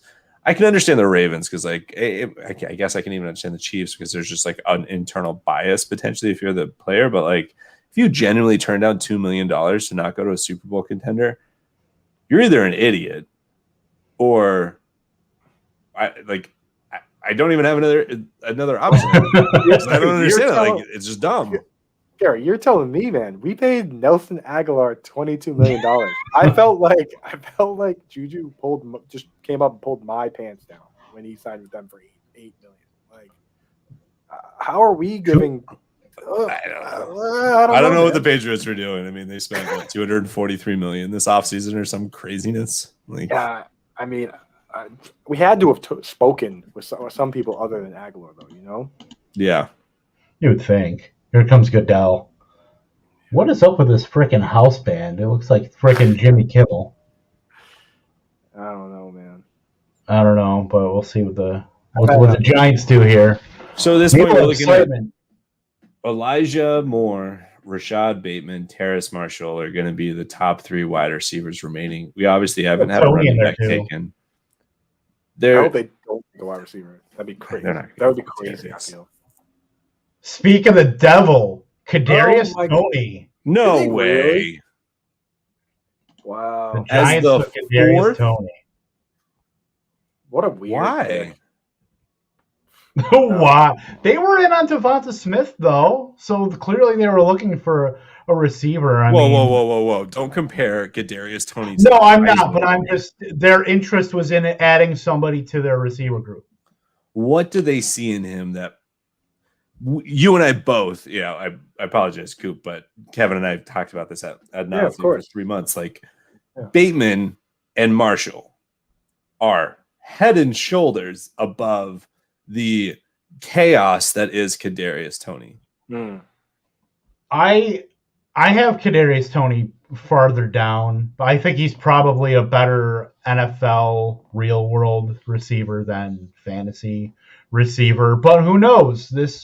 We were talking about Justin Jefferson and pegging him as a slot guy until he was not. we were pegging Brandon Ayuk as, well, his college production at Arizona State was not great. Now he's going to a San Francisco team where you don't know how many times you're going to throw the ball. And then Brandon Ayuk had 5 wide receiver 1 games in 11 complete games. So who knows? But right now you're surrounding Daniel Jones with an infusion of talent. So you're Drew locking him. Daniel Jones on notice, right? No, totally. Like it's it's put up a shut up. Daniel Jones is probably sweating right now. He's probably like, what are we doing? Who does this hurt the most, Shepard or Slayton? Evan Ingram is dead. Slayton's toast anyway. I think that Ingram's path to success was the slot and trying to be the second, top 2 target after Galladay. Well, that's gone. I think that's gone now. Yeah, if they're first round pick Tony, I mean, it's not going to be long for him to be the second target. So I mean, I think they're all dead, all of them, because. Right? Yeah, Rudolph. Yeah. I mean, it's like Saquon Barkley is leading that team in targets because Barkley soaks up the targets that you. No, Galladay will. But Galladay will. Yeah, I get what you're saying, but it's the number 2. Outside of Galladay, yeah. It means that you're only going to get one other fantasy relevant pass catcher if you have. Yeah. Because of that, like it's the whole problem that it's the Saints problem all over again, where it doesn't matter who the other guy is. Since Alvin Kamara's been there, no one's gotten more than 86 targets. Right. You have no wide receiver too, because you have a one, you have your back, and then it's fighting for scraps. Right. So it's like, but the thing is, you can technically, say you allocate 70, 60, 70, even just 60, which is not even enough for Saquon. But say you only do 60, 70, that leaves you one more guy if they're highly consolidated. So, I mean, everybody is smoked unless this guy sucks. So we have the Colts coming up. I'm personally going to say it's going to be a defensive end. That's what I fully expect. I'm sorry. I'm trying to get that 2 tight end prop in, or the over on the 1.5. Me and Gary have a bet about how many tight ends are getting drafted. Is this a cat food bet? We do $5 bets that end up. We just do $5 bets. $5 is probably smart. Yeah. Yeah. So the Quiddy pay right here. I'm curious. I thought they would be a team that would have been into Phillips, from everything that you had said. But Barmore, they need somebody opposite Elijah Moore. Yeah. So the Colts are. I'm so fucking. Elijah Moore. Yeah. T.Y. Hilton feature. T.Y. Hilton.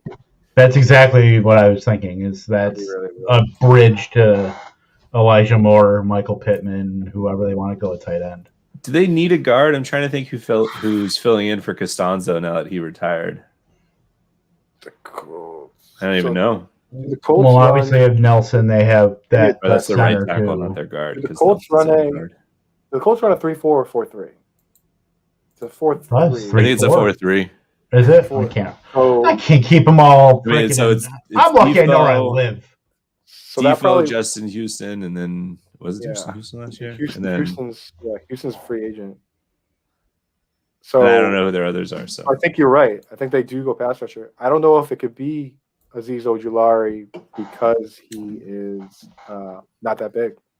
He's only like 200. You think he's sub 250 pounds, maybe? If that was like the Colts in 2009, maybe.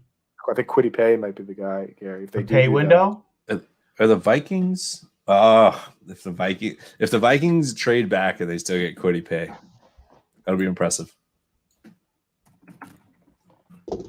Minnesota's going to stay. They're going to take. No, I don't even know. I was going to say Bateman just because he went to Minnesota. Minnesota traded back with the Bears, right? I'm not crazy on this. No, they traded with the Giants. No, with the Jets. Jets. Okay. No, Kevin, you're supposed to say Jets, Jets. I will never say that. After the whole Brett Favre thing, no. I lost my shot. Though my dad did admit to me that if he was not a Packer fan, he would have been a Jets fan. So it's weird. No. I can't imagine. Like, I get posed this all the time because I'm such a diehard Packer fan. What other team would you be a fan? I mean, I'm sure you guys have gotten those too. Like, what other team would you be a fan of? Cowboys. Like, okay, booting you from the stream right now. My only other team is fantasy related, and that's the Houston Texans. And then I happen to move to Texas, so that's because I love Arian Foster to pieces, and I've just bought in on random Texans players and hit on them most times more than not.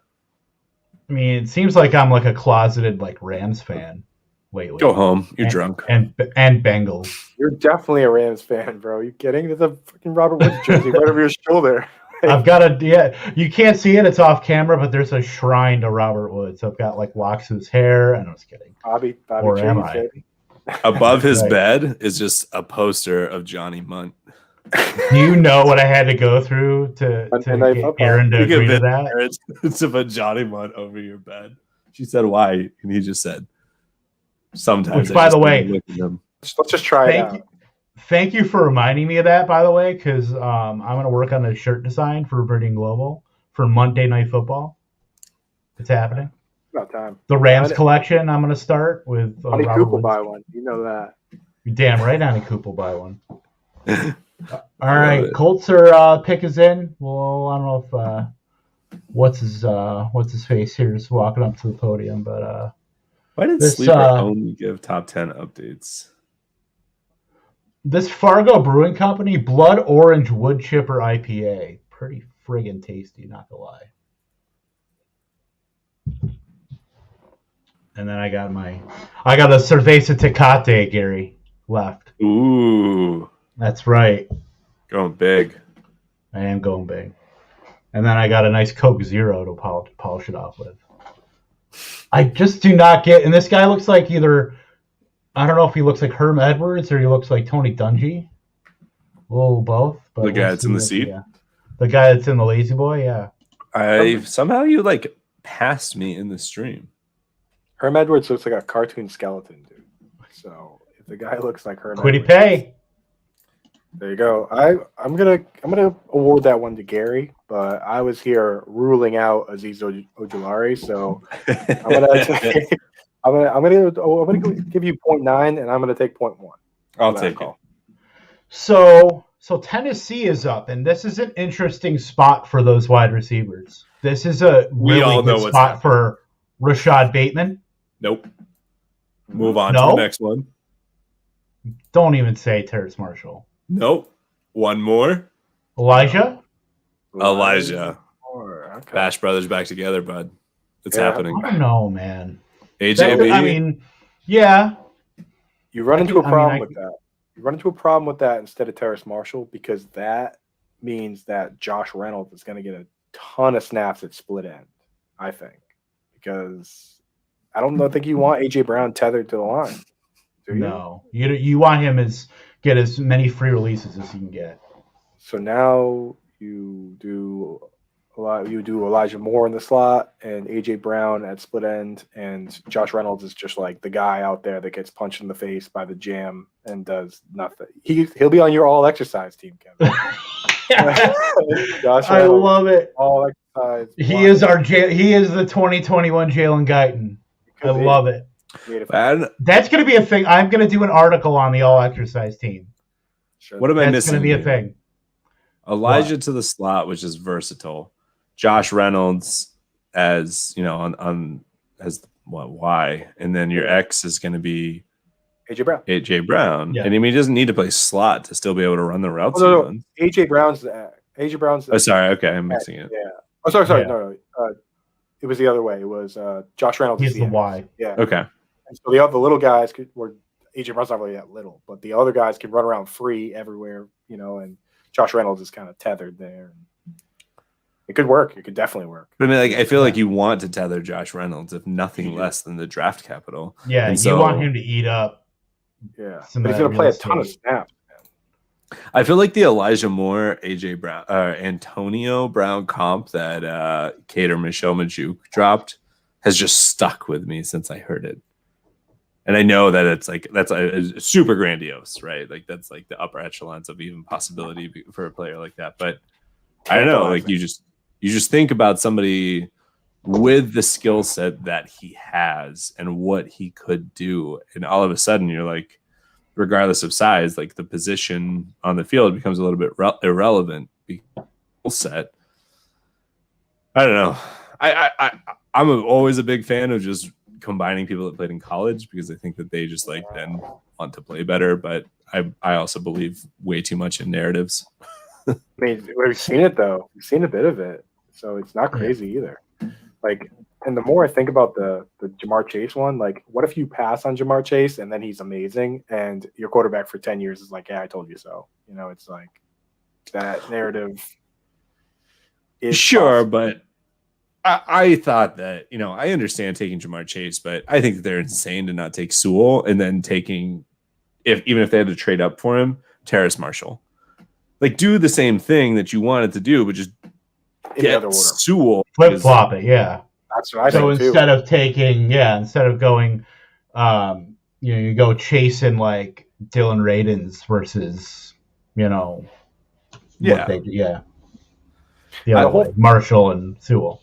Big argument I had with a bunch of people on Twitter when I was saying Sewell, and they're like, "Oh yeah, Malik Wright, you know, a guy with 5,000 or 6,000 followers." They're like, he's been right about everything, and he says that he knows they're taking Jamar Chase. And I'm like saying these guys, I'm like, well, to think for a second here. There's only two possibilities. One, that guy doesn't know what he's talking about. Two, he knows what he's talking about, and he's telling everyone on Twitter for clout. And I mean, that would be terrible for your organization. So I mean, as a Bengals fan, which one of these things do you want to be true? You know? Yeah.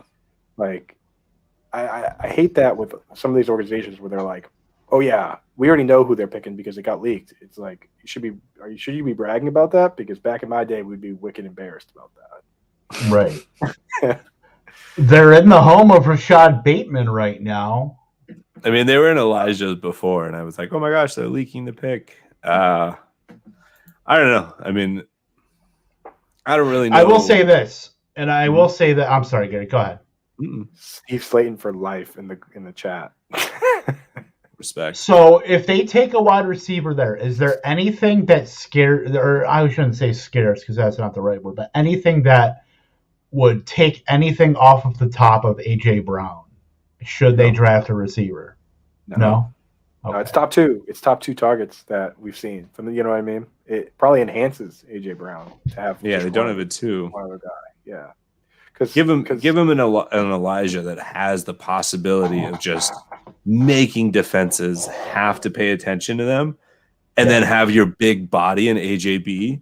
And how do you defend against that? Yeah, somebody to take because Elijah Moore is crazy fast. So if you have somebody to take the top off, and then you're in that sweet spot catching the DeAndre Hopkins passes, it's like that's what happened with the opposite happened with DJ Moore. Is DJ Moore became we thought it was going to be Robbie Anderson that would be the deep guy. Instead, they made it DJ Moore. You want to be the Robbie Anderson guy. And I think you're right. If you do take one of those fast guys, beautiful for AJ Brown.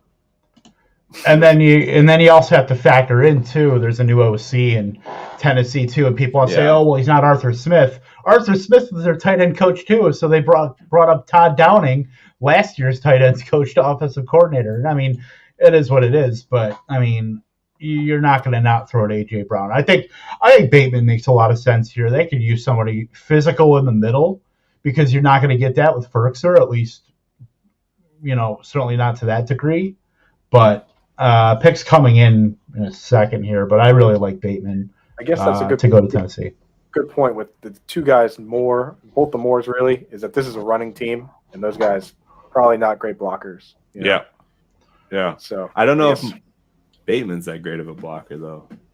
Yeah, I mean, can't be. Yeah, I mean, he's six. Rondell Moore. Yeah, right. 6'1", 190 something. Bateman is. Good luck. Yeah, Rondell. Good luck getting on the King to Cod, Six Flags, New Jersey. Yeah, Bateman was the mysterious shrinking wide receiver, though, wasn't he? Like he was. He was listed at like 6'2" and a half, and he came out at like 6 3/8 or something.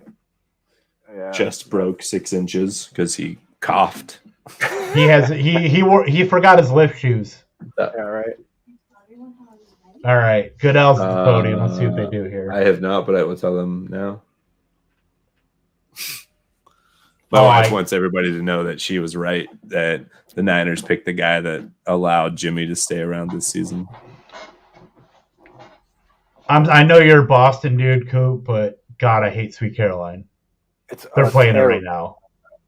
I'm sorry. I mean, as a Yankee fan, I can't in good conscience. Bro, nobody likes that, man. Nobody likes when they play that in the games. Nobody, dude. Real Red Sox fans don't like fun at all. I mean, I at least like the wave. People get mad at the wave. They're like, "There's a game going on. It's we're playing. It's a division game." It's like, dude, these are children, and they're sitting under the scoreboard. You can let those people do the work. Wow. Okay. Caleb Farley to the Titans. Which makes They a lot of needed sense. a corner though. We're back on track. You Yeah, just they need absolutely do. defense. They got rid of Jackson. They got rid of Clowney. He's got COVID, so he has to watch by himself. That would have That's right. Really? Yeah. Yeah, Yep. that would have sucked if he slid into the next round. He had to sit there by himself. He's definitely got people. Well, he was supposed to be in the green room, right? Wasn't he supposed to be in the green room, and then he got that positive test, and then he tested negative? So he's probably in his hotel or something. He's probably in a Homewood Suites right now. What is That does not look like the same person. That chain is dude. That chain is questionable character written all over it. It looks like he made it. Like when you buy like those individual milks and they come with like that like aluminum foil over the top. It looks like he made it out of that aluminum foil. And I'm just laughing at individual milks. I don't know why. That got me. Yeah, like he's been making that chain for years. Like, remember when you used to take the foil off of the gum wrappers and you used to align like your books with them? I think that's what that chain's made of. Yeah, he's made. Yeah, it's got. Look for the Wrigley's on the side. We are one pick away from running back alley. It's happening. Yeah. Time for a beer. It would be a successful draft if no one drafted a running back, because that's the smart thing to do. Yeah, big running backs not getting a seat at this table. Yeah, I mean for fantasy I'd like it, but I have no idea who Minnesota's taking here. Newsom? wide receiver, man. They gotta go. It's not going to be wide receiver. They can't, dude. You have to have 11 guys on the field. You have to have 11 guys on the field. They're going to take Mooring though, maybe. Just going to use CJ Ham. They're going to roll fullback every play. They're going to bring back. Is this my turn for the write-up? Like, why don't they take Darisaw? Like, what do they have on offensive line? Oh my God! Yes, impressive? they absolutely need to take Darius. They just let Riley Reef leave. He went to okay. Bengals. So that makes sense because they're way too pumped. I wrote this exact thing in my stupid article. My brain just shattered. You should have come on the show before. I feel like we have similar takes. I mean, I don't know why you didn't come on before. Oh, yeah, I don't know. That's weird. I actually, you know what? I think I took a nap and I forgot to wake up. Riley Reef. Shout out. Not you. Yeah. Riley sleep. Well, you know what? You got to spend more time with us in this capacity. Yeah. This is fun, man. Yeah, I'm definitely available for these whenever. This is a good time. All my college friends were in like a home league together. It's going on, I think, 15 years. And so there's Kevin Chubb. He's in that. And so whenever I talk to them about how like I was talking to Kevin on blah, blah, blah for fantasy, they're always like, wait, what? You were talking to Chubb? And I'm like, no, Tompkins. It's very confusing. Two Kevins, right? Yeah, right. Oh, here we go. Right, some very. Oh, dude, it's so tasty. The Bateman, Elijah Moore, my boy Terrace. Did it happen? Is it happening? No. Well, it's like the pick is maybe in. Half hour. The pick is in for the Vikes. Definitely. I don't want to judge you, Coop, but you do know that ESPN has a live stream using the World Wide Web. I have it up. I'm just. Oh, okay. The internet is on computers now? Actually, wait. Yes. I can be on more than one website at a time.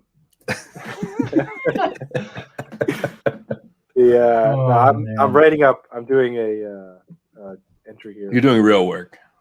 Well, you're doing real football work. Exactly. Yeah. I did the write up in advance for. When you can walk a mile in my shoes and put in the Braves and Cardinals lineups on a Sunday morning, hit me up. That's heavy, man. That's a lot of work. It is. I'm surprised. I forgot. I swear I saw. I'm like, he plays for them now. Like, yeah, go ahead.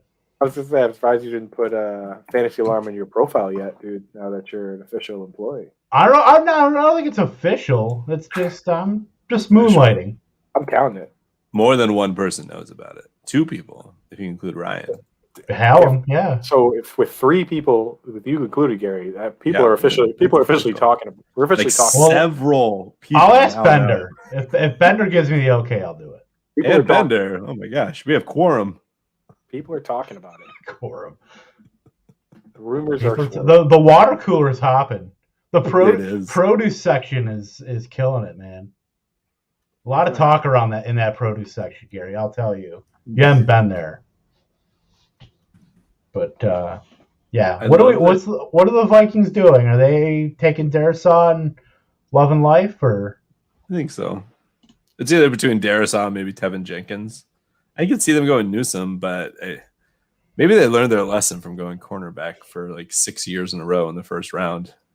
I feel like every time I watch the draft, we're doing that. I was going through our lads because I was looking up that George Fant thing, and I just went back to it. I'm like, when the hell was I on our lads? And I just realized that was like an hour and a half ago. Oh, I've been permanently on our lads. Our lads have some questionable position. Like they're the best in the offseason, but sometimes they're a little off, you know? I won't lie, I don't know what our lads is.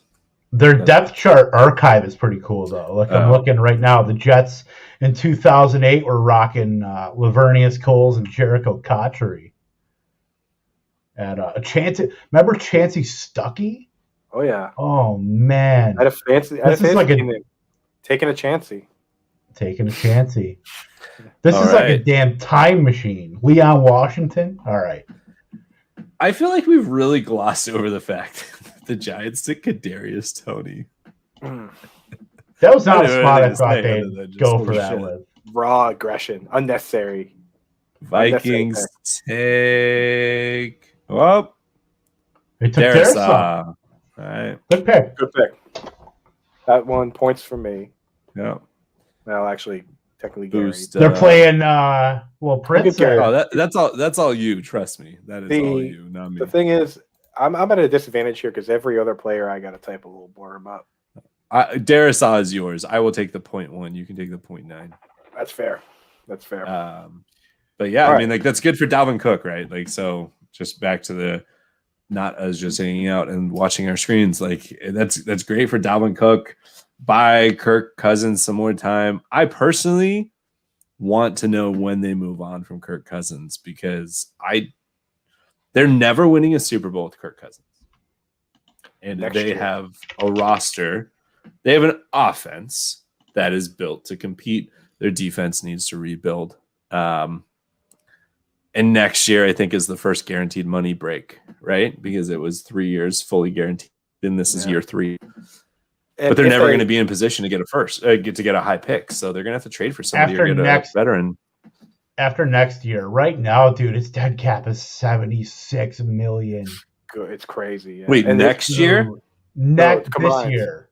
This coming year, yeah, 76. Yeah. Okay. It's like his cap, it's crazy. It's like 48 or something next year. Something like 76, 45, and it's done after that. But dude's making $35 million next year. So they're locked through 2022 with him, pretty much.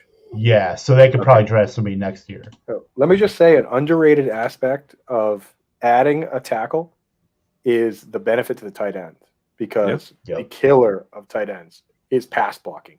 You look at a guy like Chris Herndon blocking on 28% of the pass snaps. He never had a chance. You know what I mean? Because that's over 100 pass plays that he blocked on. Right? Plus, he gets suspended all the time.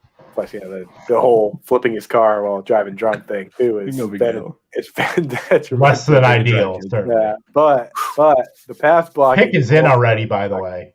Okay, quick. Not Najee Harris. Take a guess. Is Conklin? I want to know. Do you think Conklin is a thing? Both of you. We'll start with Coop. As much of a thing as Kyle Rudolph was for fantasy, so not really. No. So actually, yeah. If Conklin at the last pick you will have in even a very deep dynasty startup is Kyle Rudolph, you have just made 15 rounds of value. No? Just can't find As anything Kyle consistent. Rudolph. Get him So 8 touchdowns, and so you if really- Smart's out. it really runs into that question that I was talking about earlier, which if they don't draft a wide receiver at some point, that basically tells you that they're going to keep rolling that 2 tight end setup. I mean, because they're not going to use it's the same old band, BB and all BC. So I think it's a sneaky one, Gary. You're pulling a sneaky on us here with Puck sand. Yeah, with Conklin. But I think if they draft a wide receiver, then 11 becomes the base set, and you probably put it to rest. But I think it's like Ferkser kind of, until it happens, he's in that seat where there's a lot of snaps for somebody. Let's see what we got here. And Conklin's not like he's not a Johnny Munt. You know what I mean? He can run around out there and catch some balls. They did it. They did it. Najee Harris? Yeah. Wow. That's cool. I like that. So we officially have the 101. It's the first time all these years or all these months that we now have the 101 in one QB leagues. Yeah, it feels good. I love it. I love it for people that have the 101. They're not, kids who don't fantasy good. It's a nice gift for the kids who don't fantasy well and have the 101 pick, or fantasy really well and we're able to trade for it. So I do love it. Is he though? But is he the 101 in non-super? No, Pitts isn't in any discussion for you. For me, no. Oh my God, no. At 101 as in for me personally, and not to toot my own horn, but I invent tight ends. I feel like I'd be doing myself a disservice. Sometimes I get disappointed that I have tight ends in my roster, so I can't roster a million of the Conklins and those guys in the world. It's more fun for me personally to try and dig these tight ends. So plus his path is like, if you look at guys like Kelsey, he leads his team in targets. Mark Andrews leads his team. Waller leads his team. Waller wasn't even supposed to lead that team until Antonio Brown froze his feet off and called his GM a cracker. You know what I mean? For Pitts, when does he become the top target on that team when they have Calvin Ridley? Maybe never. Yeah. No, you're right. You're absolutely right. So that's why, Najee Harris, they're competing right now. They have the scheme, the perfect fit. What do you think, Gary? Is there another option at the 101? There's not yet. In non-super flex. No, there's not yet. I don't know who in the rest of this round would be able to draft somebody that would jump him, right?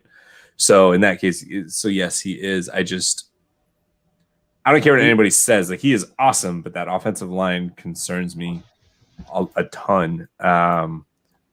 You're not probably going to move him up, but Javonte or Travis Etienne to the Dolphins, to the Atlanta, like those are pretty solid to me. I have the 103 in a strange amount of leagues this year. I don't have a single 102, and I have one 101, and I'm very happy with 103 in non-superflex. Actually, I'm very happy with 103 even in superflex, because I think at this point, like, you do potentially get Najee in superflex, or you get your pick of Lance or Fields. So we'll see. Axel put up a really good comment here. Our good friend Axel Jadson is very following us around, from fighting chats over to lightning round here. Harris going in the second round this year, and I got to say that's not a bad question. Like, how high does he go now that he is probably that guy in Pittsburgh now in redraft? I mean, I've been nervous about it. Travis Etienne. Let's just say he goes to the Bills at 30. Honestly, what would you prefer? Be part of a 5. I mean, I'd rather have Harris, 100%. Okay. It's like, because they got the 2 running backs that split directly down the middle last year, and Josh Allen. It's kind of scary. But I feel like everybody's in for a letdown with the Steelers. Well, it's almost like a lesser version of Lamar Jackson and J.K. Dobbins, where Lamar Jackson caps Dobbins' upside. Better version than Dobbins and it's a better offense. Yeah, they're not capped. Sorry, Coop. I'm saying, what if they coax Al Villanueva to come back? Does that change your mind at least a little bit? He's already So- signed with the Ravens, I thought. Did he? Did he sign? I thought that he signed when I saw it. So I kept seeing that it was a done deal, but I never saw ink to paper. Yeah, They ra- you're probably right. The Ravens, well, we'll find out because the Ravens have picks coming up, 2 picks coming up here if they take a tackle. But I don't know. Like the Steelers line isn't what it was. Pouncey retired, right? Right. They let the guy go to the Chargers, like we talked about earlier. Yeah. We still have never said that guy's name, but I totally forget. I love Najee. I just have to say that. I'm not trying to poo-poo. You guys are just saying, is there anybody else could be 101? So I think Najee is clear-cut 101. I have the 103 in this home league I keep referencing, and I keep debating on whether or not it's worth it to try and move up to the 101 just because I think Harris is in a tier of his own. I am always concerned about offensive line, and I think that fantasy football players don't give it enough credence. I just want to say one thing that I'm so happy I traded Deshaun Watson in a Superflex for Matt Ryan in the 103. Yeah, that was the stupidest trade that person's out. Like, that might be, I mean, I think Pitts is going 102 in that league, honestly. So I think I might take Fields, honestly. I'm loving life on that. Fields and Ryan. And I still have Josh Allen in that league, too. Oh, man. Jaguars pick is in, by the way. So, hey, Gary, this is where I pegged Friday. Yeah, this is where you pegged Freiermuth. And I also want to know, Coop, I want your input on this. Do you think they're going to go offense? That's kind of the yes or no, because I obviously have a follow-up if you say yes. If you say no, we can just stop recording and you can leave. With the Well, then I will say yes. Just that keeps me on. Is that what it was? Yeah. So I just actually finished typing what I was typing there. So this is the Jaguars. Yeah. So the Jags' second pick, like I always thought they were going to take a wide receiver, but I now realize like you probably don't need to take one. And so we had talked about Freiermuth going here because he provides on the line and they need the tight end. Their tight end situation is obviously terrible. I actually don't know who their tight end is. Don't slander Ben Ellefson. It's Tyler Eifert, and they actually did bring Ellefson. Yeah, it's Eifert, and they brought in the run blocking tight end from the Panthers, Chris Manhertz, but he's an extra tackle, you know. Yeah. But so here I actually had them peg taking Elijah Vera Tucker. Yes. Because they kind of need everything. So it's like he can play guard, he can play tackle, who cares? So I think they should go O-line. It's smart. You get your quarterback, you protect him. I mean, everyone's happy. Like no one can give you a C or a D as a draft grade in the first round if you take a quarterback and a lineman. You know, right. They're just invariably linked together. Yeah, it's what you do. You're locking it in. You know, you can get. I mean, if they take the right guy, I mean, who's left if they take Tevin Jenkins here? I mean, it's an A+. Like, yeah, easily. I would absolutely love it if they did that because I think you can get a running back if for some reason you think you need to do that, which I don't think they do because you have the Carlos Hyde connection to whatever the what's his name is, the coach. I love it. You can get the tight end. You can even get Brevin Jordan later if you needed to. I think Morrison play too. They can get Zach Ertz if they wanted to. Right, and there's another guy that's actually like nobody's really talking. People only talking about the top 3 guys, but Hunter Long from BC is like a pretty solid option. I mean, guys. Thing is, the reason I do like them taking a tight end at some point is that tight end takes a while to develop a lot of times. Yeah. Sorry, Goodell's sitting in the chair now. I can't even fault the dude. There he goes, dude. He's against the Jags. Let's see. No way, dude! They just took Travis Etienne. Bye. They did it. James Robinson. Holy shit! That's Jared's gonna be so mad. Man. So this is a team that. Wow. Somebody told me that it's pronounced Asian. Asian.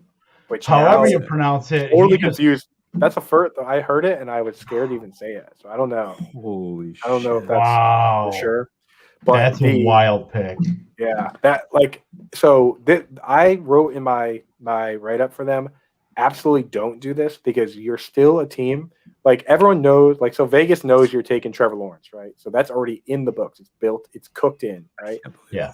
And Vegas has you as a 6.5 win team in a season where there are 17 games, with it cooked in that you have Trevor Lawrence. So you immediately, wow, his head is shaped like some sort of melon. Sorry, I got all this. I know you guys got me watching,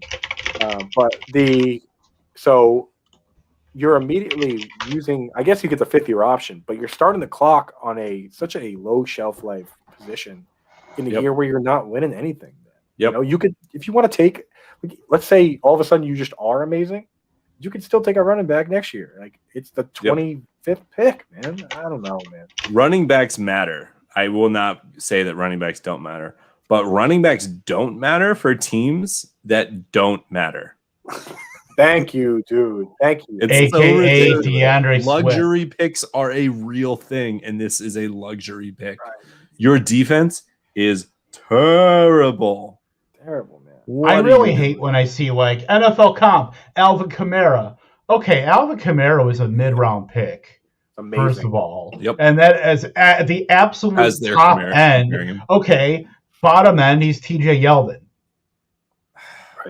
Right. If Javonte goes to a good spot, Travis is going to be the 103. Is going to be the third. If anybody should know how TJ Yeldon was, it's freaking Jacksonville. Right. Yeah, my God. I mean, like the thing is, dude, it's almost like you're talking about Gary with the luxury pick. You might actually, like, running backs do matter. You might actually mess around now and win 8 games instead of 6, and that's worse for you. You know what I mean? You're not 8 and 9. Great. You know what I mean? Right. You didn't get Trevor Lawrence. You only got Trevor Lawrence because the Jets won 2 games they shouldn't have. The Jets should have gone 0-16. Right. They will like that is the biggest meltdown. Like them winning against the Browns and Rams in those situations. One of the biggest, like Gase gets fired after. That's the funniest part. Yeah. Like you were doing perfect. And then once he won, you had one job. I wonder if he did that to spite them. I just don't. That's hilarious. I hate the pick. I hate the pick. They need a left tackle. Like Cam Robinson is on a franchise. Is it Cam Robinson? And franchise. What? There's not a ton of left tackles left. I get it, but like you have to go on the assumption that either you're gonna get. God, we aren't even talking about defense. Like as if this is an 11-man team.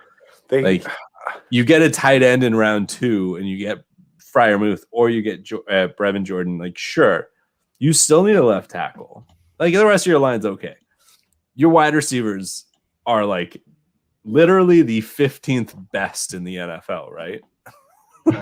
They're just absolute average. You want to see how ridiculous this pick really is right here, because they pick again at the start of the 2nd round. Right? Look at the teams picking after them. Like these teams, are there any of these teams picking running backs? Are the Ravens picking a running back? No. Are the Saints picking a running back? They have Kamara's time through 2026. Yeah. Are the Packers picking a running back? No. They might. Like, what's going on, dude? Like, is Buffalo? I guess maybe they're scared of Buffalo. Maybe they're scared of Buffalo picking one at 30. But why are you scared of Buffalo? You'll never compete against Buffalo for at least 3 years. Right. I thought Buffalo was a good spot for ETN, honestly. Browns pick is in, by the way. They might take him. Or the Ravens, again, they're not taking a running back. I mean, so they must be scared. They must have intel that tells them that either Buffalo or Tampa Bay might be targeting a running back for them to say, well, we got to take this guy now instead of in 7 picks or whatever it is. I mean, it's the new coach. It's the new coach saying he wants to do that.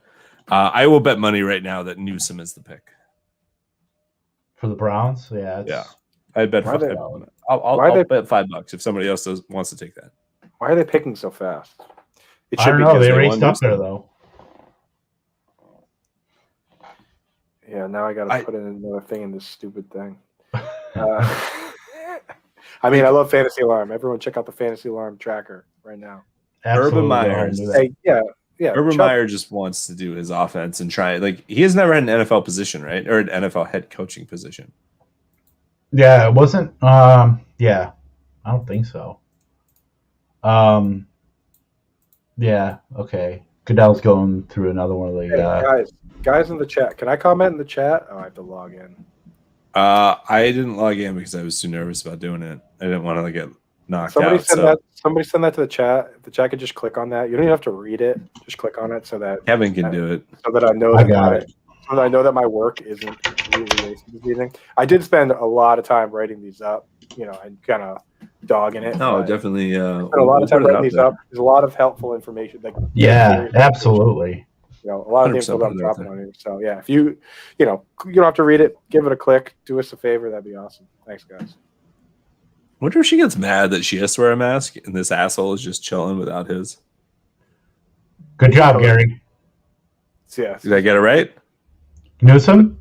Yeah. Newsom, yeah. Good pick. I'm like 6 seconds behind. Oh, boy. All we need is the Saints take Asante Samuel, and I'm the smartest man in the world. And then Baltimore ruins a wide receiver. No. Saints. I'm going to call the Saints pick right now. No, Baltimore is about to go Rashad Bateman, and Samuel Jr. Saints are going to go Elijah Moore. Oh, my God, if they take Elijah Moore. No. Holy shit. They'll have like the wide receiver version of Kamara. It will be a wide receiver version of Traquan Smith. No. Yeah, pretty much. Traquan Smith makes like Miles Boykin. Traquan Smith is a burner that goes downfield. Elijah Moore is going to be much more. Miles Boykin is basically a split guard. Like Miles Boykin's a tackle. The best thing that Miles Boykin has going for him is like his spark score. He puts that on he's going to put that on his resume when he's a bag boy at Harris Teeter. All right, so that pick is in. Browns are going to be a good team this year. The Browns. So the Browns need to use one of these picks on a tackle. They do because they traded their tackle away, right? Is there a more quintessential like last 5 round pick than Miles Boykin in the Dynasty startup? Like honestly, it's like him and like Hakeem Butler and why not? Yeah, Caden Smith, tight end eligible. Hakeem Butler. Robert Tonyan, who's wide receiver and tight end eligible on Sleeper. By the way, we didn't talk about this. Gary said something about it today. Sleeper's update is weird. It's like pastels. Oh yeah, no, it's crappy. It's crappy Skittles. Really? It looks like those weird chalky Easter eggs, like the malted. I hate that website was already so cartoonish, like too cartoonish, and now it's gonna be pastel colored. Is that what you're saying? Well, like the draft squares are. They're like more Easter. They look like you're going to Cape Cod, and you're going on somebody's boat. You the light blues and pinks and seafoam greens like, and vineyard vines, like a vineyard boat shoot. Yeah, You're Sperry topsiders. Sleeper's good. Sleeper's a good site. Like there are definitely formats where it's like perfect for, and they just had an auction too. NFL is so clunky, but I never wanted the cartoons and stuff. I guess fantasy is for the kids too. Can I just add, not add, but changing subjects, how excited I am. I'm looking at the remainder, like the top, I'm just looking at the ESPN's like top people remaining, which I don't agree with a ton of them, but there are a ton of players. Am I crazy that Owusu Koromoa, was he drafted? Nope. All right. No, he wasn't. That is not JOK. That's no joke. You nailed the pronunciation. So kudos. It's a tough one. ESPN's got Hunter Long over Freiermuth. So Koromar. Yeah, that's it.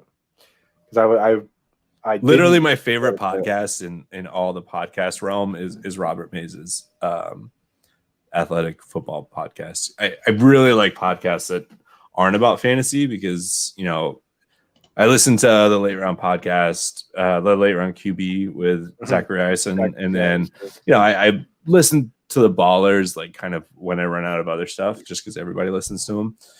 But I absolutely love Robert Mays. He switched from the Atlantic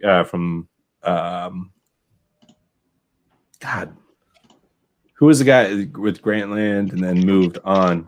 Bill Simmons, and then he ended up with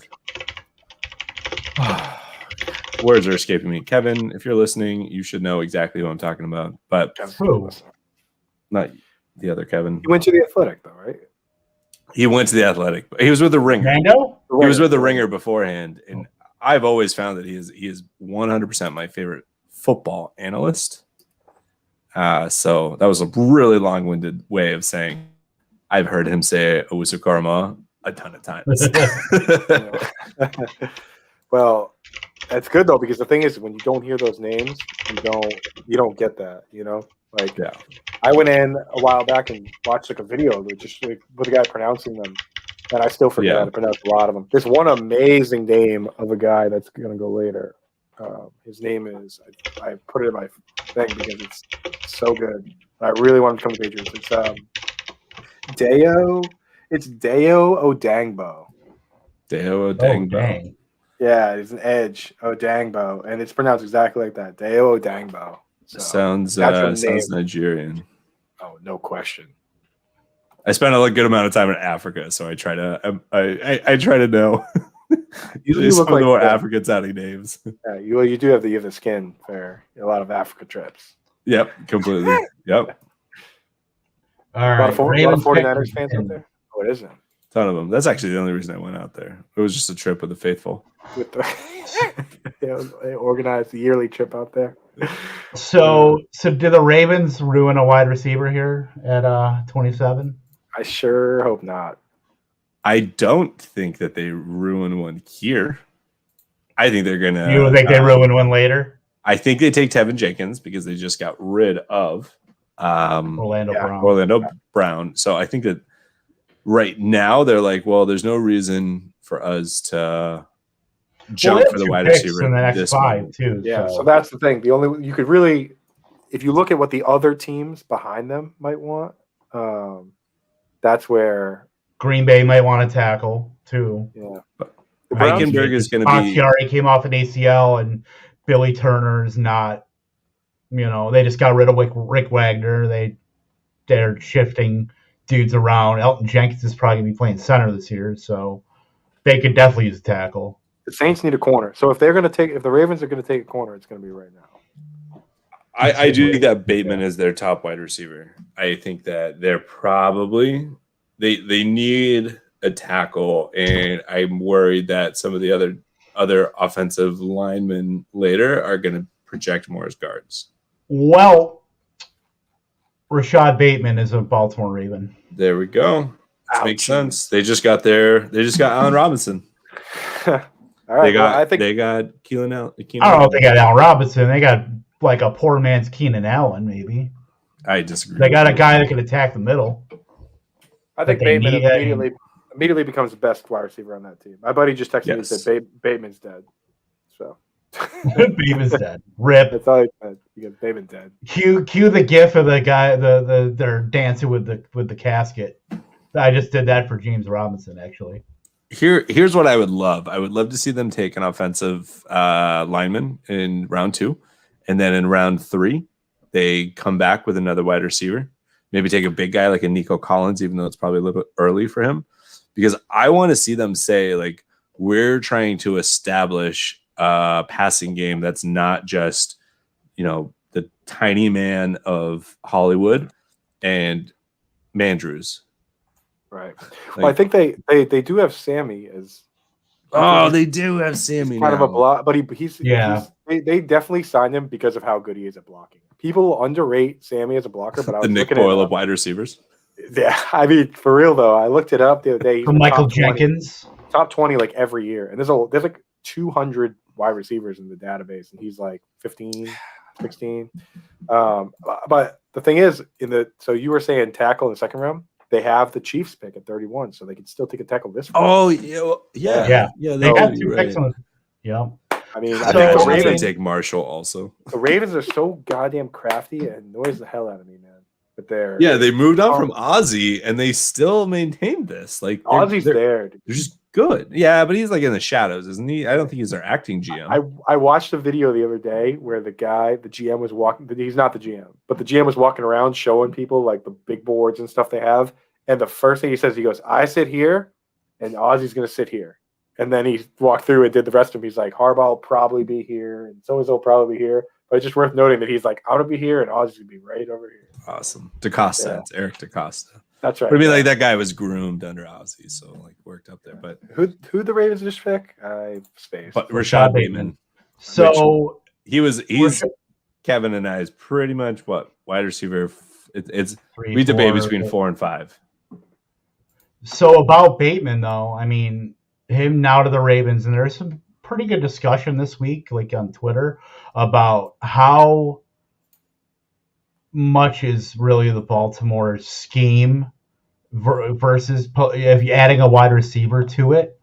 So, I mean, we're talking Watkins, we're talking now Bateman, we're talking Duvernay, who they drafted last year, adding him to the tight end, Mark Andrews and whatever. So we know they're going to run the ball. I mean, that's pretty undisputed. But is there room for a fantasy wide receiver that can be started?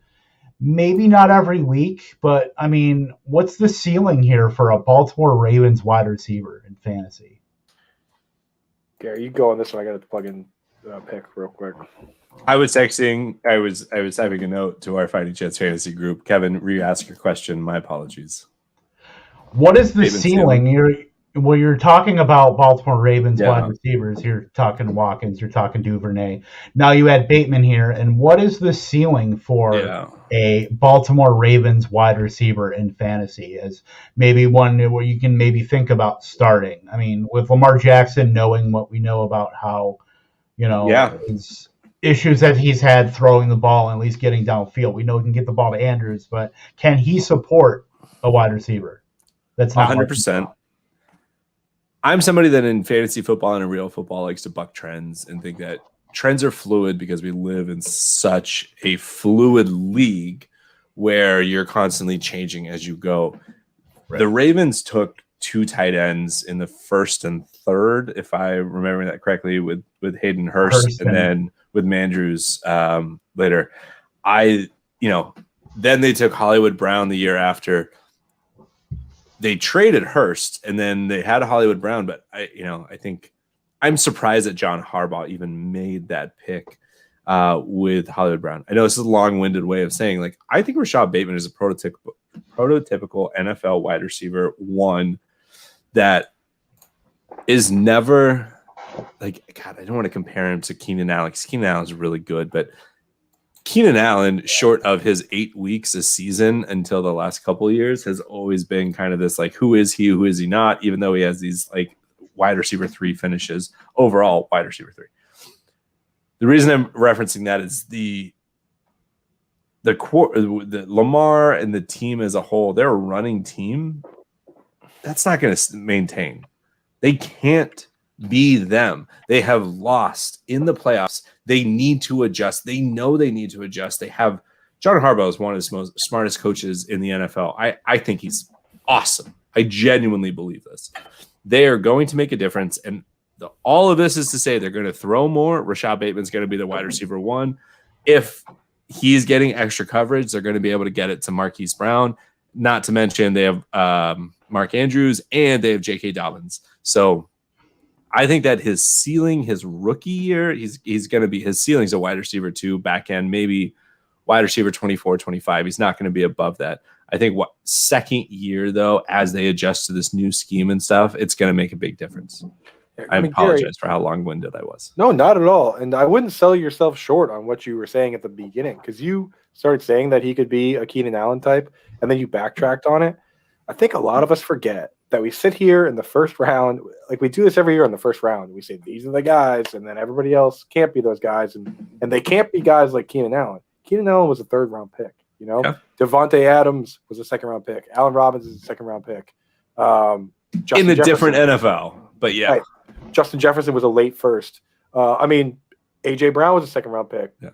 Friggin' DK Metcalf was a 2nd-round pick. So, there's no reason that these guys can't be stars. Calvin Ridley is built the same way as Bateman, is he not? They're both 6'1", 6 feet, 190. So I think, based on his prototypical size and him running the routes we talked about earlier, the Brown's the field stretcher, right? Yeah. So I think that if you were going to peg two guys to get 100 targets on this team, for me, I think it would be, if I had to pick two to get 100, it would be Mark Andrews, just barely over 100, and then Bateman versus Hollywood, right? Like, so I think those are the assets you want in Dynasty, those two, because obviously Andrews has the tight end eligibility, which gives him that boost, and then if you're only going to pick one other one, Bateman for sure. So I definitely wouldn't sell that short. I mean, obviously people that bash the Ravens as a landing spot, but I mean, I think it's going to be fine for them. So the Saints took a defensive end, and I'll probably guarantee that he's not in the database. He's 28. He's an even pick. Peyton Turner out of Houston. But I mean, they just took their Trey Hendrickson heir apparent. He's just Green Bay is now on the clock, and the pick is in. Oh yes, dude. Peyton is not in our database, but this is an odd number pick. So no doubt about it. I am ready to get hurt again. Can I just before that pick is in, Rashad Bateman? There is no reason to me to think that Rashad Bateman shouldn't still be a back end first round pick in a 12-team draft. And rookie draft? Yeah, sorry, rookie draft. And even in a super flex, like I could see, we haven't seen Elijah Moore go, and it looks like Elijah Moore could. I think there's a good chance he goes here, but he could also fall into the second round. And other than that, like if Elijah Moore is a second round pick, I think you still take Rashad Bateman just for the upside of what we've seen Lamar be able to do and the lanes that they're able to open up. And he's such a different type of of pass catcher than they've had, right? I don't know. I'm still high on Rashad Bateman. That it's less high. Like it sucks that he went there. Well, I'm still happy to take him in. Probably pick like a 10, 11, 12 in a rookie drafts. Gary, let me ask you the big question right now. You ready for it? Mm-hmm. Kadarius Toney or Rashad Bateman? Rashad Bateman, no question. Bateman. There it is. I can't tell if you're joking or not. I'm not looking at your screen, so I apologize if that was sarcasm. You smashed on Kadarius Toney earlier, so I knew that. Jalen Waddle or Rashad. But I mean, we're running. Kadarius Toney is people that we're going to feel stupid for making fun of, but like, there's a reason why you have a first to fourth round grade, whereas Rashad Bateman was a top 37 pick. Like he wasn't making it past that range. No, he probably wasn't getting out of the first. Agreed. Yeah.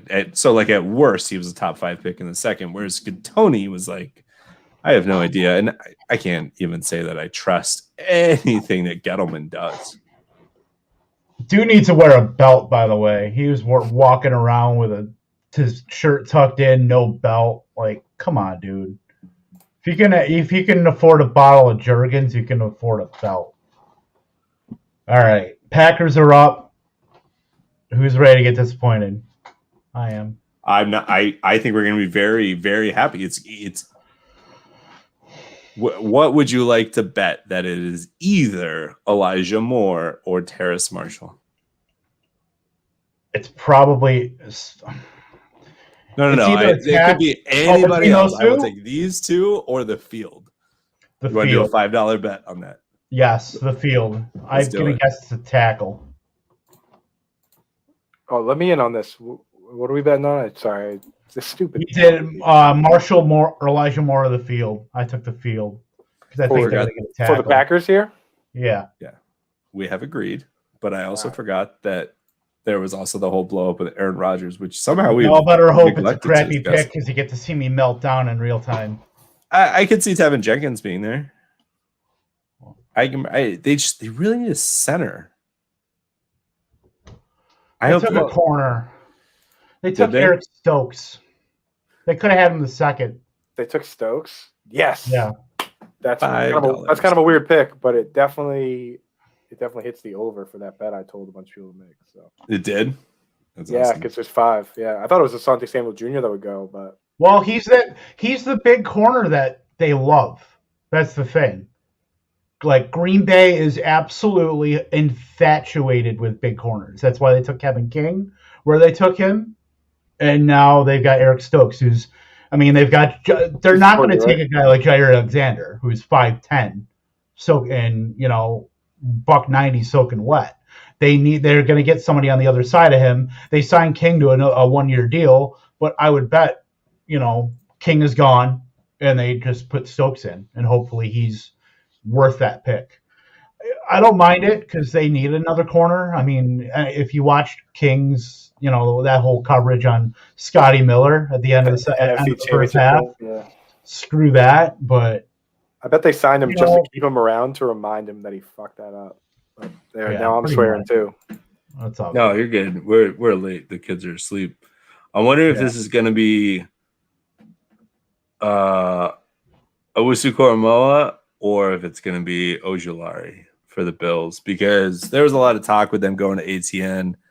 I just don't know if they'd be willing to pull the trigger on Javonte Williams at this point, who Kevin and I both totally love. And I would love if they did that, because at least he's going to go right here to Buffalo. If he's not a Buffalo type back, I don't know who is. Javonte Williams. But I don't know if you take him here. That's the question. Feels like a reach, but he is. I had 3 backs going in the first, and that was pretty much because once I heard that Buffalo was targeting a back, I was like, all right, this is going to happen. We'll see, though. The Saints took Peyton Turner? Yeah. Oh, yeah. I got to do it right up. The one thing I will say is after our stream tonight, I can't wait to go see what Pat McAfee and AJ Hawk say about this pick. Because they're tight with Rodgers, so Kevin, just that whole thing with what's his face last year. You should put in Chubb's comment. Kevin just went through the 7 stages of grief. Did I though? I don't even right in front of us. Bad? Was it bad? I don't even know. I wasn't paying attention. It wasn't that bad, but now we understand. That was like the Chris Farley, like the. My other Packers. And he gets pissed off. I hate the draft. Well, I just posted up earlier today I went, the Packers are 2021 draft in response to the Rodgers thing. Wide receiver. I put the Dewey gif from Malcolm in the Middle. I expect nothing and I'm still let down. Because it's true. Oh, man. I think Gutekunst is way above his head. He's way above his station. But that's just me. He's on that Ted Thompson tree, so they were just going to promote from within when he let go of the GM duties. How did the Saints not pick a corner? So J-Rod that's in the chat just texted me and just said, so there's a sleeper alert that I had missed. Urban Meyer will use ATN as third down back. We just took a third down back in the first with a terrible offense, or with just a terrible roster, especially on defense. You know who you could have gotten as a third down back? Kenneth Gainwell in the third. What a joke. That hurts. Welcome to the NFL, Urban Meyer. Right, dude. Is he going to chip Kelly his way out in like a year and a half? Dude, you could have just signed Duke Johnson for nothing. Isn't he nothing? Yeah, around? It's crazy. He is somewhere. Miami's all-time leading rusher, by the way. Le'Veon Bell. Yeah, Miami's the all-time leading rusher. The school where Frank Gore and Willis McGahee and all these other dudes went. Duke Johnson. Clinton Portis. It's so strange.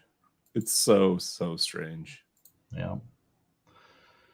I'm literally putting in.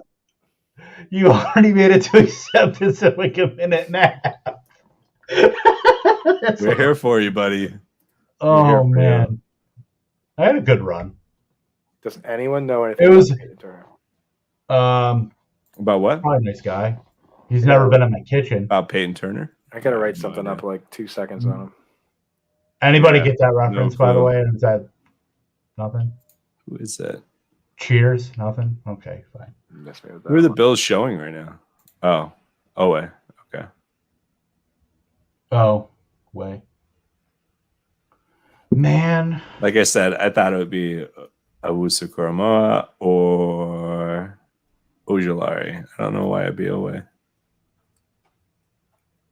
No way for Owe. Sorry, I couldn't help it. You know what? I'm just glad this wasn't last year, because last year I would have completely taken over the stream. You can take over the stream. Who gives a shit? We've been doing this for almost 3 hours, Kevin. I think there's been times where we've all taken over parts of it. I just but I mean, I would have been like in like full like soliloquy, like. Well, I mean, they didn't draft Jordan Love this year. No, they didn't. I'm glad we weren't doing this last year, by the way. Yeah, me too. Bills are up. Let's see what they're doing. They took Rousseau. Did they? That's good. I mean, it's a high upside. He didn't play that much, right? Super high upside. He opted out. Yeah. Super high upside. I mean, this is the very similar to Jalen Phillips. Jalen Phillips, thank you. Yeah. Super they went to the high same upside. school. They're both Miami, right? Yep. Yeah. I like him, dude. Yeah, the guy's a force. Both those guys were. 2 picks left. All right. So yeah, Baltimore's back up now. They just took Bateman. This is where they take their tackle, right? Man, I love that pick for them. Again, this just goes back to like luxury picks. What can you take?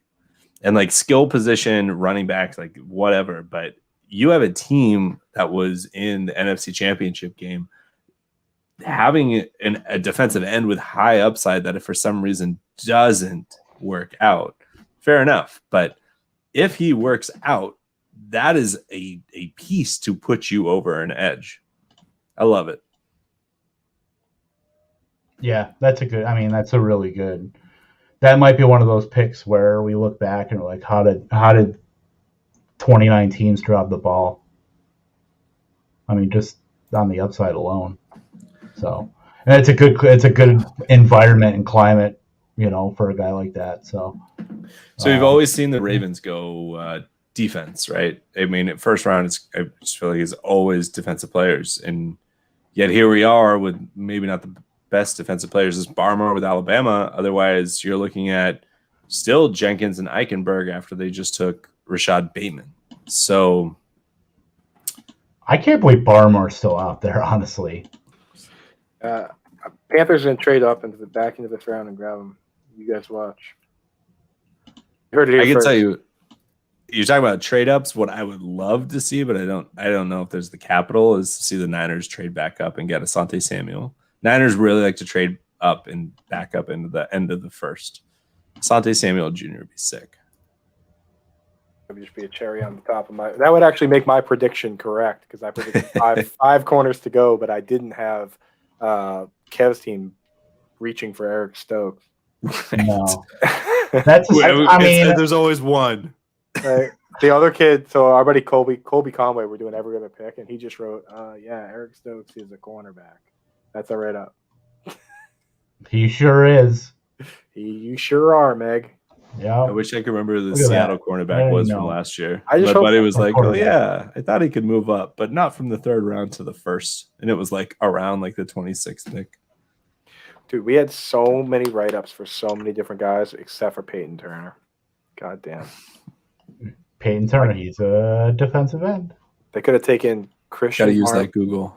They could have taken Christian Barmore, Alan McNeil, Milton Williams, Levi Onwuzurike, or Davion Nick, and then said they took Peyton Turner, and I had to write something.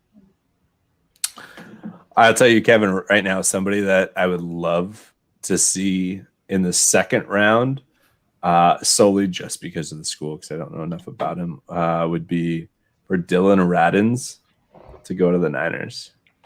That's one that was in the video I watched. It's pronounced Ray. It's Radins. Radins.